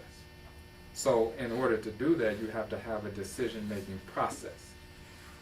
We name the decision-making process in Nyansapo, after that Adinkra symbol, and after that Ebe, that wisdom of our Nsamanfo, our ancestresses and ancestors. This 7-step decision-making process, the Nyansapo decision-making process, is a timeless process. All over the continent for thousands and thousands of years we've used this process. We've had different names for these different steps, but it's still, again, these 7 steps, each one is governed by the divinity or the Abosom or the Orisha or Vodu that governs that day of the week, and they give their input into that aspect of the decision-making process. And by the time you went through all the 7 steps, all these forces in nature have contributed their divine input to your decision-making process, and therefore makes it a holistic process. So the first thing you ask the children, why is it important to make good decisions? Why do you think it's important to make good decisions? Because everything that you do, what determines whether you're going to be successful or destructive, whether you're going to be locked up or a drug addict, or if you're going to be successful, an intelligent, independent, sovereign person, it hinges on your decision-making process. Because one decision can end it all. One decision can bring down the house. So you ask them, why is it important to make good decisions? They're going to give you, their answers. Often for this one, they usually have pretty good answers. If you make the bad decision, you bring terror to your family or something like that, which is true. You know what I'm saying? So, and we often talk about smoking and alcohol and drug prevention and things like that, so they see that. So, they usually have a pretty good understanding that decision making is important. Sometimes they don't see how the decisions they make in school or amongst their friends fit into that process, but by the time we go through our 7-step process, they understand that. The first aspect of the decision is be aware of yourself as descendant of Afurakani, Afuraitkaitnit. They understand what that means now.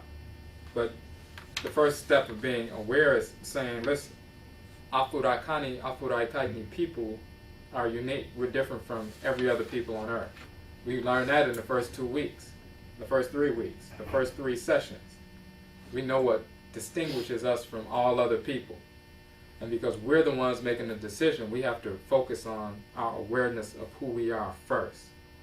The second step in making wise decisions is to focus on the situation and how it relates to you as an Afurakani, Afuraitkaitnit person. Then the third step, the ultimatum, is make your final decision rooted in the knowledge of what is right. So already, those first 3, they understand that there's a distinction. For example, when we talk about smoking cigarettes, for example, or doing some other hard drug, because we have melanin, Abatum. And we talk about this during the melanin session. It will somehow it'll come up. The molecular structure of melanin is similar to the molecular structure of cocaine. So when we put cocaine in our system,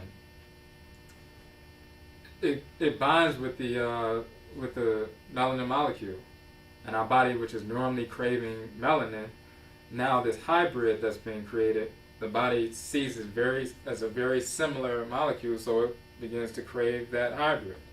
So in essence, what happens is we get hooked quicker and we stay hooked longer than other people. Whereas some people can do cocaine on the weekends and go to work.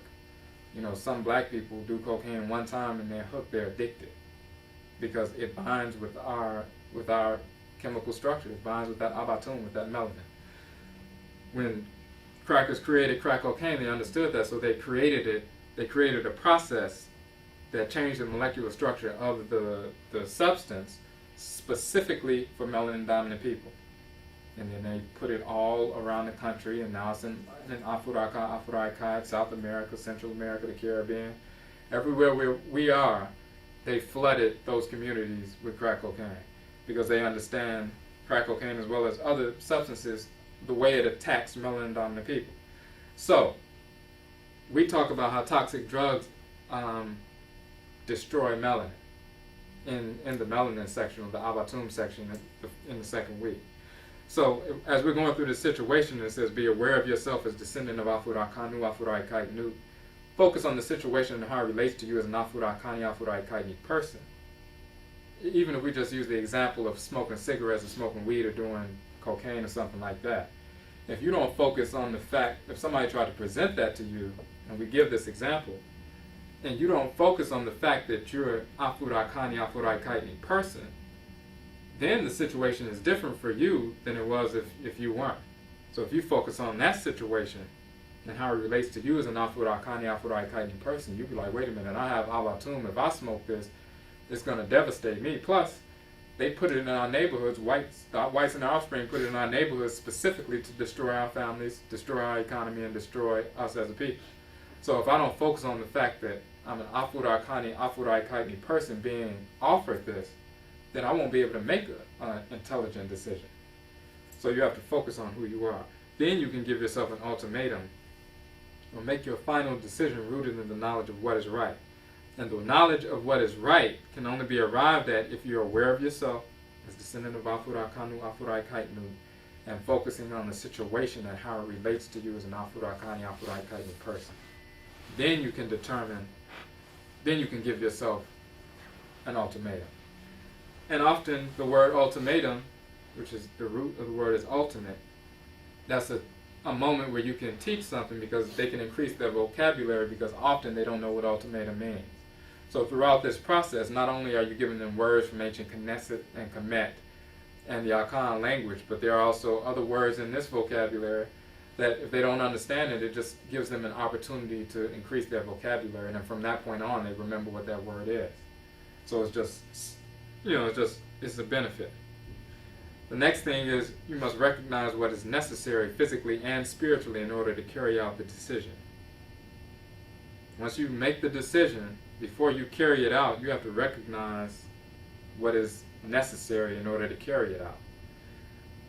The next step is to carry out the decision. The step after that, keep focus on the validity of the decision. You ask the question, what normally happens when somebody tries to get you to do something and you say, oh, no, I'm not going to do that. And you just told them no. Often the first thing that happens is what? And normally the children will say, well, they try to get you to do it anyway. So that's why you have to keep focus on the validity of your decision, because people will often try to make you go against the decision you arrived at. Validity is another word that they often don't know right away, and the root of the word is valid. So when we say keep focus on the validity of the decision, or keep focus on how valid or righteous or intelligent the decision was, then they understand that, but they also have a new word in their vocabulary. The only reason the decision is valid is because of the first two steps. You are aware of yourself as descendant of Afurakani, Afuraitkaitnit, and you focus on the situation and how it related to you as an Afurakani, Afuraitkaitnit person. And because you did those two things, You made a final decision which is rooted in the knowledge of what's right, and that's why it's valid. So when somebody tries to get you to get off of the decision you made, you keep focused on its validity. And its validity is based on awareness and focus. And the last one, to attest, that's another word that they can learn. You take ownership of the decision, your behavior, and the result. Somebody questions you on, why did you do that? A week later, a day later, a month later, a year later. You can take ownership or pride in the decision because it was a wise decision. You don't have to feel bad about the decision. We give an example, which you can use with the children, about somebody changing their name or taking on their proper name as opposed to these European labels that we're given. That's in the book. There's also another example I can use here just to bring this point home.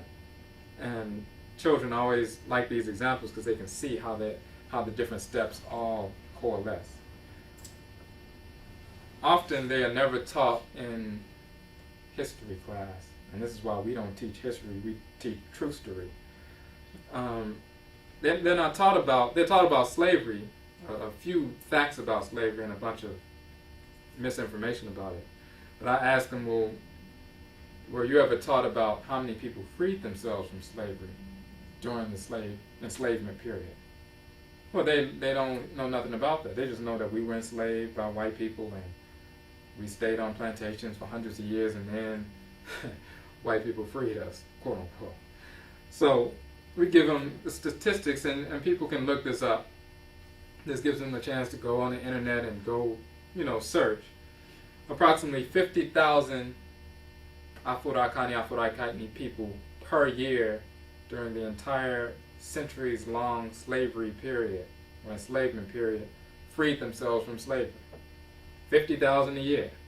In 10 years, that's 500,000. In 100 years, that's 5 million. In 300 years, that's 15 million. There are millions of us who freed ourselves from slavery, from enslavement. How did they do that? They freed themselves and set up independent nations right here in America, in Central America, in the Caribbean, in South America, wherever we were. They went through this timeless decision-making process in order to effect that. They were different. They didn't use English names. They used the titles in their own language for these steps, but they were still using the same process. First, they were aware of themselves as descendant of Afurakani, Afuraitkaitnit. That means descendant from the creator and the creatress, from the divine land, the original people, the most ancient people, the most intelligent people, the most wise people on earth. Then they focus on the situation, slavery, and how it related to them as Afurakani, Afuraitkaitnit people.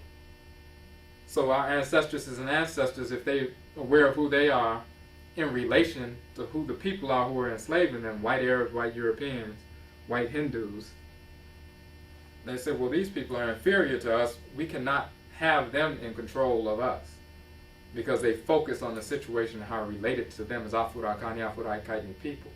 So they made a final decision rooted in the knowledge of what is right, and that knowledge is based on those first two principles, awareness and focus.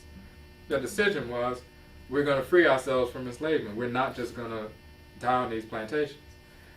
Next requirements, they have to recognize what is necessary physically and spiritually in order to carry out the decision.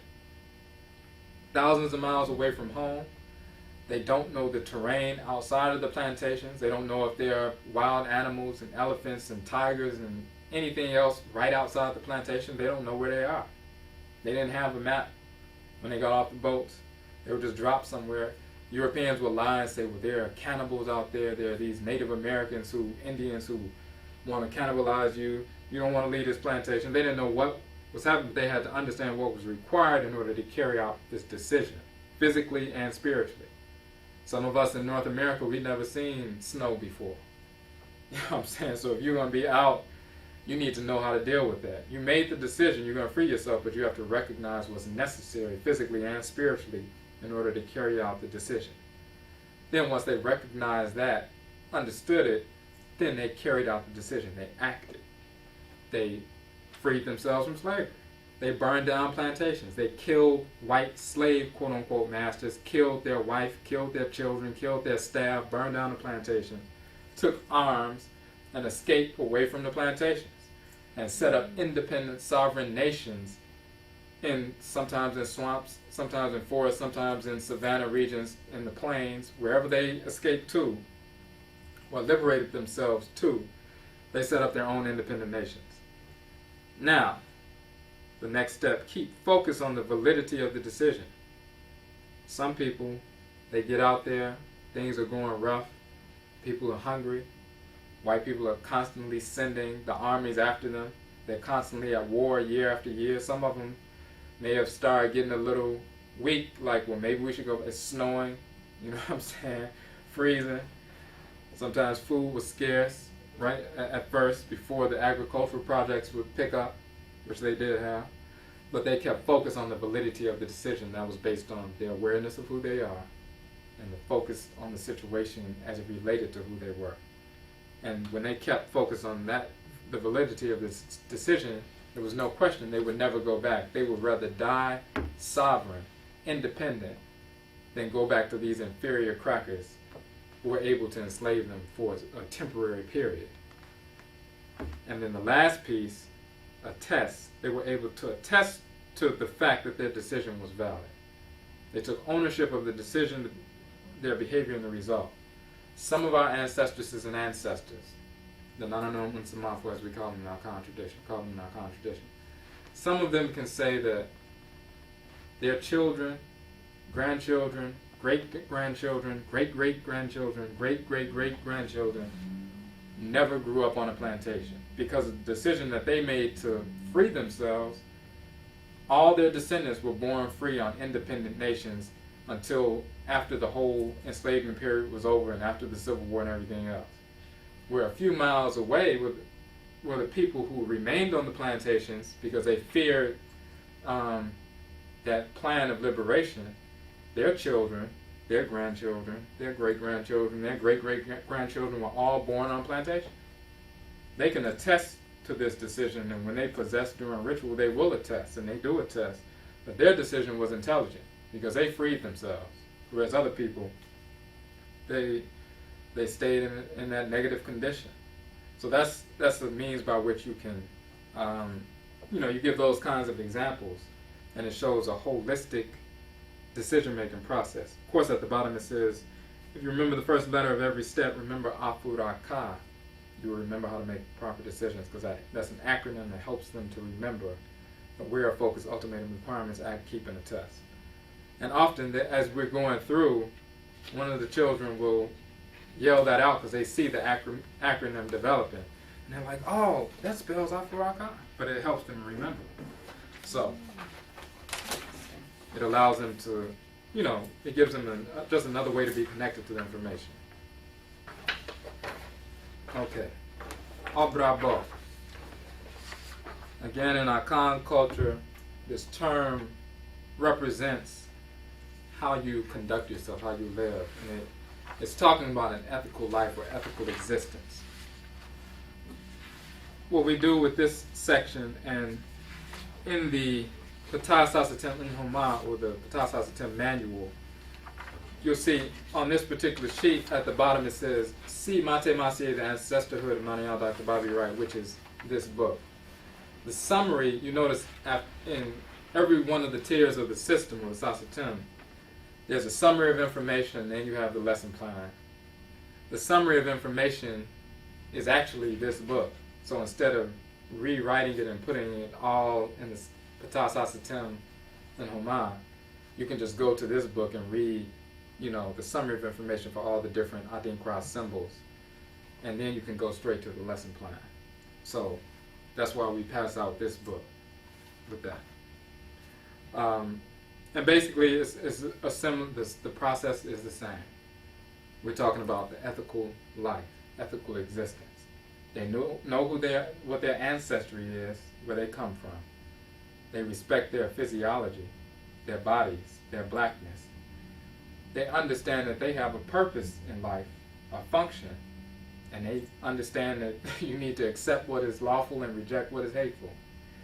And now they know how to make decisions in order to affect that. So they have all these different things, but now you want to ask the question, How do you live ethically? What is ethics? What does it mean to be ethical? They heard people say, you ain't got no ethics. They seen it on television, you know what I'm saying? But what you're asking is, how do you approach every situation in life, even if these are, new experiences you've never had? How do you approach them in an ethical way? How do you approach them in a way that upholds your ancestral culture? How do you respect ancestral protocol? Now, you may not give them those certain terms, but this is what we're getting at. How do you function in harmony with divine order on a regular basis? These symbols that we give help to do that. We often show them that symbols, they're controlled by symbols already. You can draw a symbol of a vertical line and a horizontal line. You can draw that on the board. What's that? They say Christianity. No, it's a vertical line and a horizontal line.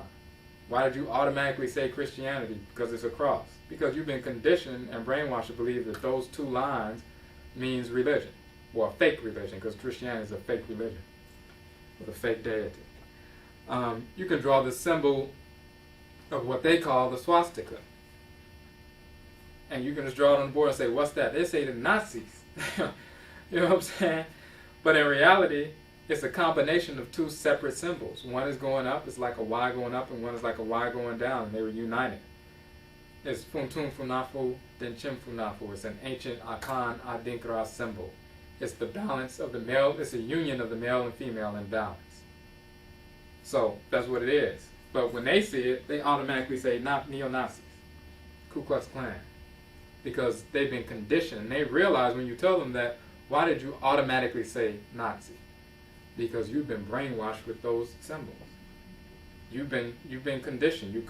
That's automatic remote control, mind control. You see two lines and say Jesus, a mythological character, and you yelling his name out like Santa Claus or something. So we're conditioned by symbols, but we have symbols that we've used for thousands of years, not to condition us in a negative way, but to condition us to things that are in harmony with divine order and true, that we can learn from. And every time we think of the symbol, it brings back to memory information that we can utilize to help ourselves. So that's what Adinkra symbols are. What you do is, and we use these 7 Adinkra symbols that represent ethical existence. There are over 700 Adinkra symbols. We use 7 that not only represent ethical existence, but again, if you look at their order and what they represent in their function, you'll see that each one carries the energy of the abosom of that particular day of the week. So this is structuring their minds subconsciously and unconsciously as they go through them in this order, even though they don't realize it. She war and she, they try to burn you, but you do not burn, which means unburnable or indestructible. And we have some definitions or some examples in the Nhoma, in the book, in the manual, where you can use to, bring these principles out. How can they use these symbols to help them function through life? One thing that children don't like is ridicule. They'll do anything not to be ridiculed by other children. They don't want to be embarrassed or shamed or whatever. But sometimes people, if you do certain things, they're going to ridicule you. Now some people fold because of that. They get depressed or they go through a whole bunch of things. She Warren She tells you something true about yourself and the nature of the Afurakani Afuraitkaitnit spirit. She means to burn, woe means you, and she means not burn. So when it says they try to burn you but you do not burn, She Warren She is saying that the nature of the Afurakani Afuraitkaitnit spirit is indestructible. So the example is, 2 examples. One, if you have a match and you light it and you have a bowl of dried leaves, you ask them, well, what happened if you drop the match in there? Well, of course it's going to catch on fire. What if you took the same match and you dropped it on the concrete outside? The fire is going to go out because the concrete is unburnable, it's indestructible. She Warren She. And when you say the nature of your spirit is that way, then you're impervious to ridicule. If you really understand who you are, then ridicule means nothing to you because your spirit is unburnable. This is the truth. This is a reality. It's not a belief. It has nothing to do with self-esteem. When you tell them the truth about who they are and they're attuned with it, then ridicule is you're unburnable. When they see that symbol, and people wear these symbols, they draw them on their folders. People get them on tattoos. They wear them on their clothes. They put them on their houses or other buildings to remind them of things. If somebody had that symbol on their phone, and if they had their cell phone and had that symbol as the picture that's on their cell phone while they were talking to somebody, or somebody ridiculed them, and they almost fell into that old mindset of getting negative or upset and getting ready to do something that they normally wouldn't do, whether it was doing something self-destructive because they were depressed, or doing something to the person who ridiculed them, and they happen to come across that symbol, Shea Warren Shea, it reminds them of their indestructible nature. So then it bounces off of them. They get back to normal. They're like, wait a minute, I know who I am. You can use these symbols for that. Adesua is another symbol. The Ebe, or the proverb connected to it, is when the king has good counselors, the reign will be peaceful. It deals with coolness and continuity of a reign. It talks about good advice. So in Nhoma we talk about using that symbol to show people that you need to seek wise counsel. Coolness, being receptive. You need wise counsel. Some people will say something like, I remember the hip-hop artist Redman talking about, well, I smoke weed because it helps me be creative. And some children have said, well, yeah, but if you understand what Abatum is and Melanin is, you know that that's actually one of the most destructive things you can do. But if you believe that foolishness, you start destroying your system, filling your system up with toxins because somebody told you that if you smoke this, you'd be more receptive. If you remember Adesua, you'll remember that when the king has good counselors, the reign will be peaceful. Seek good counsel, wise counsel. Go to a wise elder or elderess, a nana, but you don't go to some weed. So you'll have a peaceful reign. Your body will be intact. Your mind will be intact, and you'll be able to do whatever you need to do. It's not, you don't do something that you believe is giving you some creativity, but in reality it's destroying you. So that's just an example. As we go through these different symbols, the next one being Kabi, it's really two fish biting each other on the tail, and they're swimming around in a circle continuously, biting each other. Bite not one another. It's saying don't attack each other unless you have justifiable cause. But it's also saying recognize your true enemies. Who are your true enemies? The whites and their offspring, their culture, their fake religions. That's the true enemy. That's the reason we're in the condition we are now. Until we reject them and that, nothing's going to change. So understand that when people are acting in a foolish manner, it's conditioned and it's coming from us accepting these crackers and their fake culture and religion. So when you look at that, one of the examples we use is, some people say, well, drug dealers in our community, they have to be armed because they got to protect themselves from one another. They got to be like that, so that's just the way it is. But if you have a different mindset, you understand something different. These are the two fish from the same species, and they're biting each other and attacking each other. They have the same needs to be nourished in a certain way, but they're attacking each other instead of trying to get nourished from whatever food source they really need. They're destroying themselves, they're destroying their community. It shows how ignorant it is for us to just attack each other. That's like a symbol of black on black violence in a sense. When they see that symbol, they realize the futility and the foolish notion that we should be attacking each other. In reality, the drug dealers don't need to arm themselves against each other. They should be arming themselves to attack the crackers who are bringing the drugs in there in the first place, and then planting drugs on them. Once they make enough money, they'll just plant some drugs on them and lock them up. The same white police officers that were helping them to sell the drugs will toss some drugs in their back seat and say, hey, what's that? And then they'll take them downtown, book them, lock them up, put some charges together, and let them get locked up for 10, 15, 20 years. And then they'll do the same thing to the next generation. So they need to recognize who their true enemies are, and it's not the one that looks like you, usually. unless that person is so conditioned with crackers that they become one of them. So as we're going through these different symbols, they can see how these symbols remind them of certain things. It reminds them of certain principles of ethical existence. A symbol will bring all these different notions together all at once in an instant, as opposed to just reading a book about ethics. You give them 7 symbols and what the meanings are, the symbol will bring all that information just like that. And it will get them out of situations that could potentially be very destructive. So our symbols can actually save their lives in certain ways. So that's how we go through those various symbols. And again, the details of those symbols are in the Mate Masiye.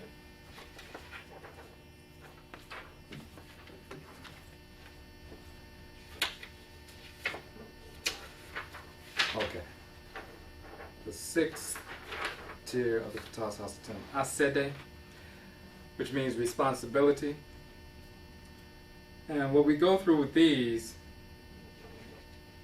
you see sleep, regeneration, diet, exercise, meditation, study, refine, build, and explain.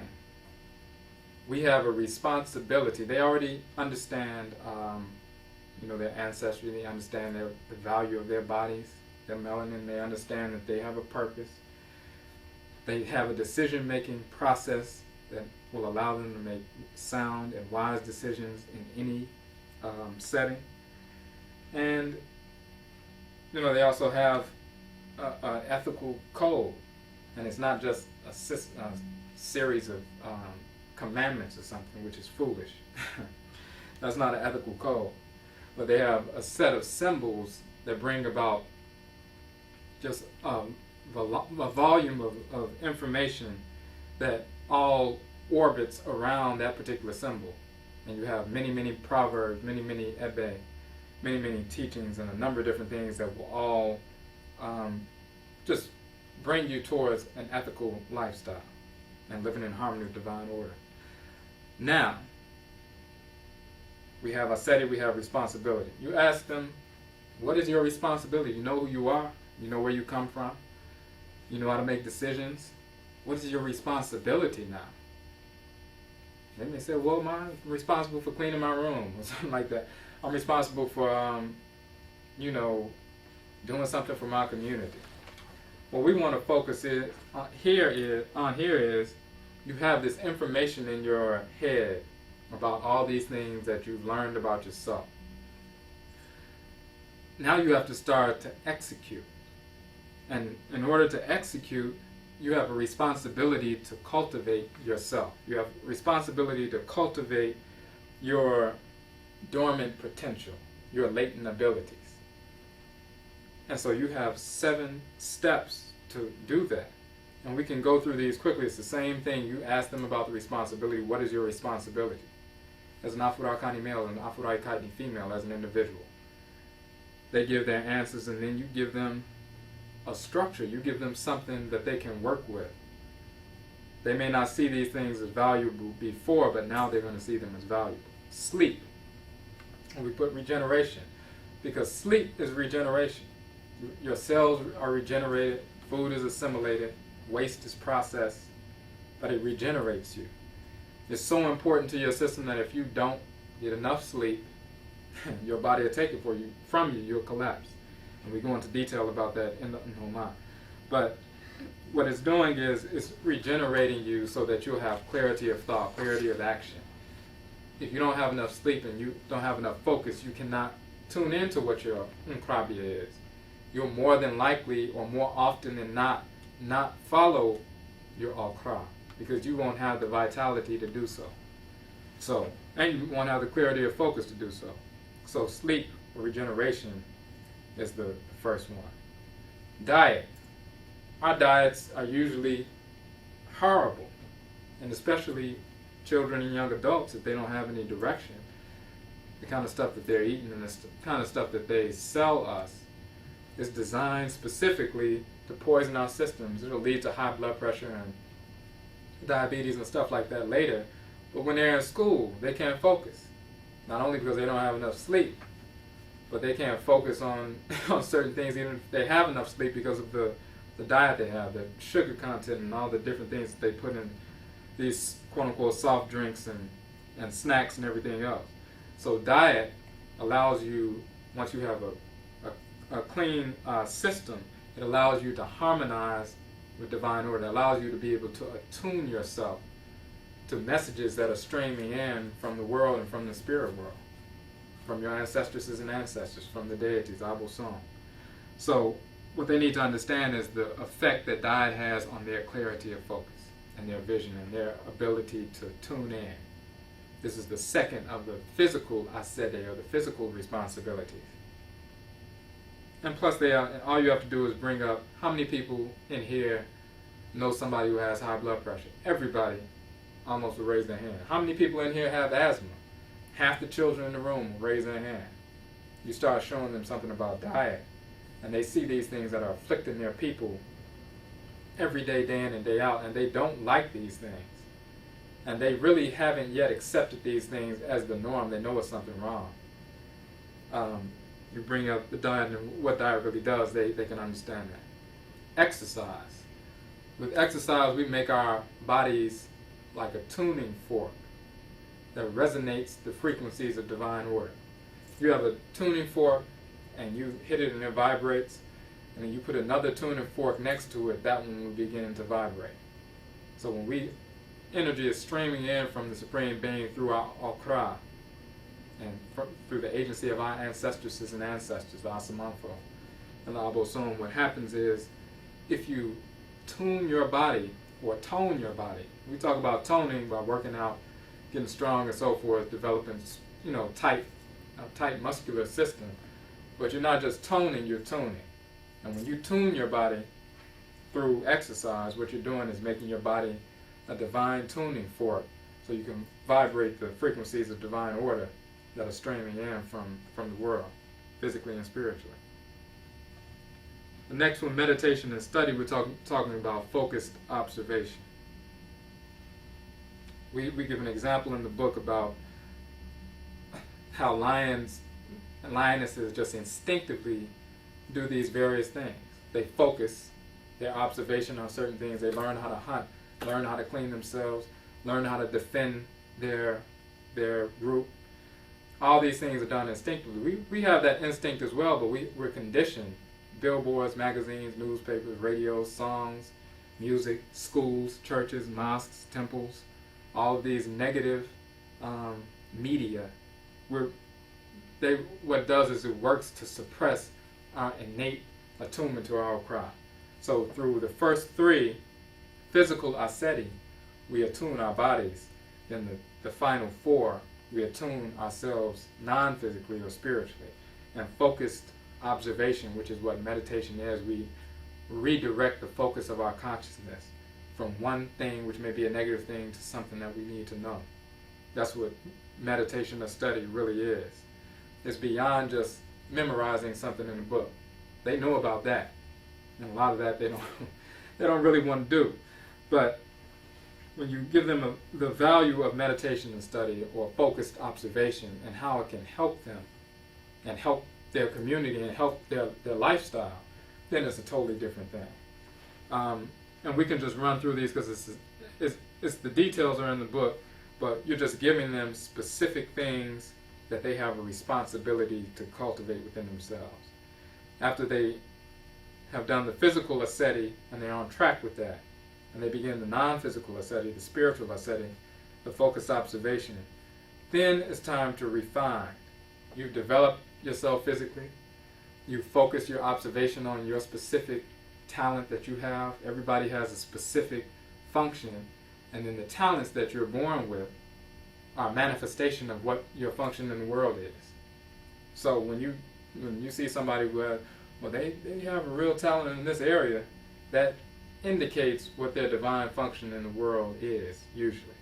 And it's time for them, now that they have attuned their bodies and they have began focused observation or meditation or study with respect to that talent and how to cultivate it, now it's time to refine it so they don't use it in a manner that's destructive for themselves or for our community. Some people have a ability to retain large amounts of information and then communicate that information in a poetic way that drives home a certain principle or a certain teaching. Some people have that ability that's greater than other people's, and it's more natural, it's more innate. But if they don't refine that talent or that gift, they'll do what crackers have put them out there to do. They'll take that gift and take in volumes of information and reinterpret it in a poetic way and spew out foolishness through music. And then it destroys the minds of the people who are listening as opposed to nourishing the minds of people who are listening. So we need to refine those talents through, after we're involved in the focused observation, the meditation and study. Now those dormant talents that we've awakened, we need to refine them so they can be used specifically to execute our function in the world. Once we've refined those talents, then we can build. Now we can build our community. We can build up ourselves, we can build up our families, we can build up our communities, we can build up our sovereignty, and we can maintain that. And then the last piece is to explain. We have to be able to articulate what we're doing and why we're doing it to people who are connected to us, so that they understand the value of what we're doing and the value of the ancestral protocols which brought this talent into being and this manifestation of what was built into being. After you build something, say you build an institution, because you went through these different steps, and you've taken on your responsibilities to cultivate yourself and your talents, your dormant potential. You've refined them, and now you've built an institution. Unless you can explain and articulate to people who have not done that yet or are in the process of developing themselves, they may not value the institution and may destroy the institution. They may come in and destroy it physically, or they may come in with misguided notions and try to destroy the institution ideologically. And everything you've worked to build is for naught. So we need to be able to articulate the value of what we have built. Because when people can understand the value of it, then they respect it and they want to preserve it. But then they also respect the ancestral culture and protocols that brought this institution into being. So they start to respect the ancestral protocols and rituals of their ancestral culture. So it's a win-win. So when you give these things, when the children understand this as responsibility, it's a totally different thing than, well, you're just responsible for, go to school, try to get good grades, and get yourself a job. You know what I'm saying? That's your responsibility. And if you can do that without getting locked up, then you made it. That's not why we're here. They already know they have a function, so they know part of that is not true. But then when they get to understand what the responsibilities they have and what it means to cultivate yourself in every area, physically and non-physically, then it brings it home. The last tier of the PTAH Sasetem, Shebiya. And the Shebiya it's another Twi word. It refers to certain tools. When we go before the Supreme Being as a spirit in the spirit world, and we receive our Akhan, we receive our soul, our divine consciousness. And then the Supreme Being gives us, Nyame gives us Nklabeya, which means gives us a function. So we're a spirit, we have a consciousness, we have a soul, we have a function. And now we can go into the world, sent into our mother's womb. 40 weeks later, we're born into the world. But before we're sent in like that, we have a consciousness, we have a function, but then we're also given shibya, we're given tools or certain spiritual capacities to execute that function. Now, with respect to our cultural reclamation, there are certain shibya or tools culturally that we need in order to execute our function as Afurakani, Afuraitkaitnit people collectively. Our collective Nklabiya, as well as individually, are dependent on us utilizing these tools. So with the children and the young adults, you say, well, what tools are necessary for you to carry out your function? You know you have a function now. You know you just weren't dropped off in the world for no reason. And you know you want to make your world and your people, a better place and a holistic group. what do you need in order to execute that function? You just developed yourself individually, but how do you bring it out so the whole community can benefit? These are the tools. They'll give you a certain number of things. Well, we need to be good to each other. We need to stop fighting with each other. We need to stop, backstabbing each other. Those are all good things. But we're going to give a holistic set of 7, because all the abosoma of the different days of the week will operate through the solar, lunar, and planetary bodies that govern those 7 days. They're going to give their input into what tools we need. Each one of them is going to give us a tool. And then at the end of this set of 7, we'll have a holistic set. First, trustery. We deal with trustery, not history. His story is his story. But trustery is a true historical understanding. Trustery is a true and accurate account of previous events. So true historical, true historic, these are the terms we use. Trustery teaches, guides, nourishes, and heals. So it teaches us who we are, where we come from, what our function in the world is, guidance because of the different things that have happened over millions of years, and specifically for us over the past few thousand years. It guides us on how to avoid certain pitfalls. It nourishes us because we have specific rites and rituals and certain things we can do to get back in balance when we become out of balance.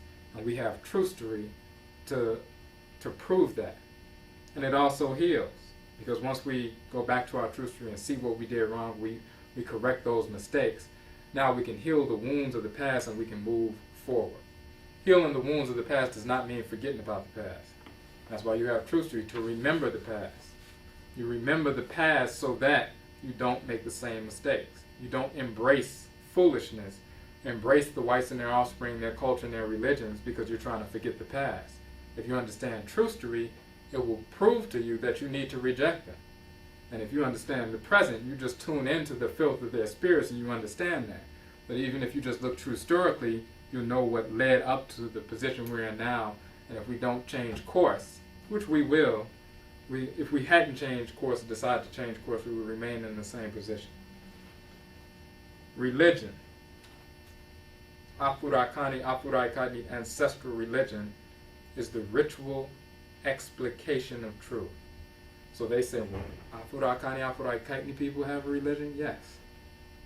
You go into detail to a certain extent and you can give them more. And we have this on the website about how Jesus and Muhammad and Moses and Allah and Yahweh and all these characters are fictional, manufactured, cartoon characters who never existed. Buddha, same thing. Solomon, Sheba, Menelik, same thing. So when they understand that and reject all of that and they understand trustery, they'll see, once Europeans invaded our cultures, they learned about religion from us, corrupted it deliberately, manufactured fake characters, and then represented these characters to us as real, and that we should be following these characters. And it's taken them, about 4,000 years to continuously push this plan, but they've done it. And some of us are following these fake religions now, these fake characters now, and we're enslaved by them. They don't have to put physical chains on us because we're enslaved here.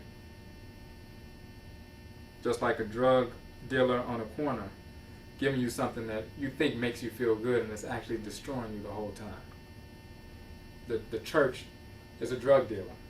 The mosque is a drug dealer. The Hebrew temple is a drug dealer. The Hindu or Vedanta ashram is a drug dealer.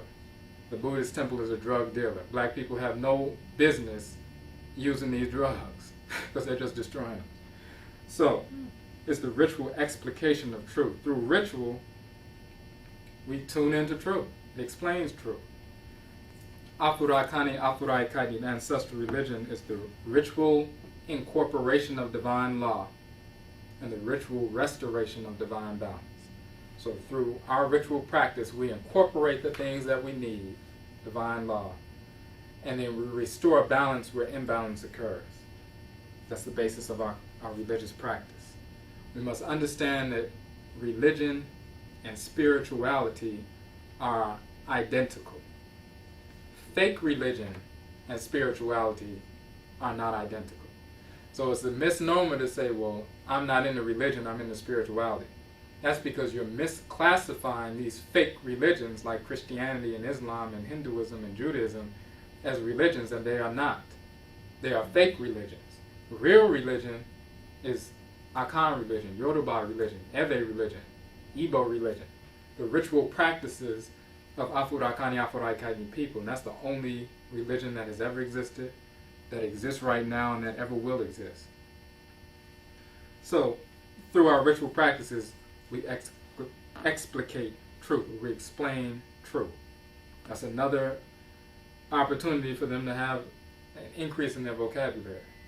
And as we go through these different, these different principles, they understand, and you go through the examples in the Nhoma, they'll understand what our religion is about. And we also have more detailed information through the publications and services that we offer.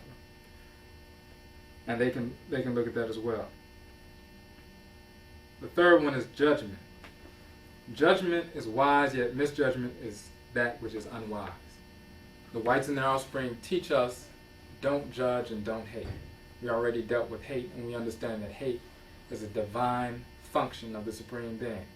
If you don't understand how to hate and reject disorder, you'll continuously incorporate disorder, and you are self-destructive and you are immature. Judgment is wise, misjudgment is unwise. On one hand, you teach your children to make proper judgments. If it's 30 degrees below zero outside, and your child is getting ready to put on a tank top and some shorts to go outside and play, you teach them to assess the situation to make a proper judgment. But then when crackers tell you you're not supposed to judge, you're supposed to just let go and let God, as they say, which is insane. Then all of a sudden you don't want to judge anything. That's a trick. And that's one of the great sleight of hands that they've perpetuated on our people, which causes us to become spiritually and mentally paralyzed for some reason. And all of a sudden we don't want to judge anything. But judgment is the basis, which is the next one. Proper judgment is the foundation of maturity. If you can't make proper judgments, then you're immature. Bottom line. We teach our children that judgment is wise, misjudgment is unwise. And that's something we must drill into the heads of our children. We do that halfway, but then when it comes to judging our enemies, all of a sudden we don't want to judge. Revolution and resolution are two halves of a whole. The constant cry of revolution without its complementary resolution is imbalanced at best. When Earth moves around Sun and returns to its place of origin, it has made a complete revolution. Return to your ancestral origin. It's in italics because that's an ancestral command. Return to your ancestral origin is complete revolution. When Earth through revolution transmits its power through the seasons, it has brought about a complete resolution. Transmit power through the cycles of revolution, another ancestral command, brings out our complete resolution. Revolution and resolution are two halves of one whole intelligence. So what we're saying is, the sun moves to its place of origin. Till we go back, Sankofa, we go back to our origin and get nourished from our ancestral culture. We haven't made a complete revolution. So when we're looking at quote-unquote black nationalist revolutionary Christians or black nationalist revolutionary Muslims, revolution was never happening. That's the reality. If you can't go back to your point of origin, you haven't made a complete revolution. You stopped somewhere along the line and got stuck. And then somebody's telling you, well, don't talk about religion, that'll just mess us up. Let's just focus on what we need to do as a people. Misguided or fake religion is what's got us into this position in the first place. So until you understand that, and you go back to your point of origin, which is what true revolution or complete revolution is, nothing is going to change. It was through fake religion that we got in this position. It's going to be through the rejection of fake religion and its purveyors, which are the whites and their offspring and other non-whites who perpetuate the foolishness, until we eradicate them and that, then nothing is going to change. Through it, we got caught up, and by rejecting it, we'll release ourselves, we liberate ourselves. So you go back to the origins. And then once you get back to the origins, you embrace it, and then you utilize it. And once you utilize it, then you have a resolution. There's a goal here. It's not just constantly being in the struggle. It's to resolve the problem. It's to end it. It's to bring closure. It's to get back to being sovereign and being in control of ourselves and governing ourselves and removing this white stain from the planet. Relationships. Only the Afurakani male and the Afuraitkaitnit female balance one another and complement one another. There's two things here. First, male and female. Not male and male, not female and female. That insanity of dissexuality, some people call it homosexuality. We say dissexuality because you have dis, like disorder, then order is not happening. When you have dissexuality, sexuality is not happening between two people of the same sex. So you really can't call it homosexuality because you're still saying that sexuality or sex is occurring, and it's not. This sexuality is insane. It's the basis of white culture. It's not ours. It's insanity. Only male and female, but specifically the Afurakani male and the Afuraitkaitnit female. Not white and black, not yellow and black, not Native American and black. We're talking about Afurakani male, Afuraitkaitnit female. Yes, we've gone with different races before, but that was self-destructive. We've already looked at the physiology, we looked at the melanin content, but then when you connect that with our spiritual makeup, no other group of people anywhere can possibly complement us. Only the Afurakani male and Afuraitkaitnit female balance one another. That is the only time you have balance. Any other group, there's imbalance. Period. And that relationship is based on the foundational relationship with the balance of male and female of the Supreme Being, the Great Mother and the Great Father, Amen, Amenet, and Amen, or Inyamewa, Inyameo, Mawu, and Lisa. Depending on whatever group we're talking about, they have their own name for it in our culture, but it's based on that relationship. And we are reflections of that, and no other group of people can balance us out. And the last one, Sankofa Protocol. Ancestral protocol, the key to our liberation, is gained via the tool of Sankofa. San means to return, Ko means go, and Fa means to grasp. So we return, and we go, and we grasp what we need from our ancestral culture, and then utilize it to liberate ourselves in the present. We talked about the example of our ancestresses and ancestors, the Nananom and Samanfo, who used their decision-making process to free themselves from enslavement. We have ancestral protocols. And the reason we say they're key to our liberation is because when we go back to the source, in this book we talk about how we are descended from the original people, and there are 1 million generations of accumulated wisdom from earthly experience that we have access to. And there are a set of protocols based on that experience that if we utilize them, we can always navigate our way in the world without creating disorder as we go. We can execute our function, live an ethical life, and create independence, wealth, sovereignty, and peace for ourselves just based on our ancestral protocol. So through Sankofa, we get to the protocol, and that's the key to our liberation. So as we go through these different pieces, and we've tested them out with, again, all various ages, from 7 years old up until people in their 20s and on. They've understood them, they've internalized them.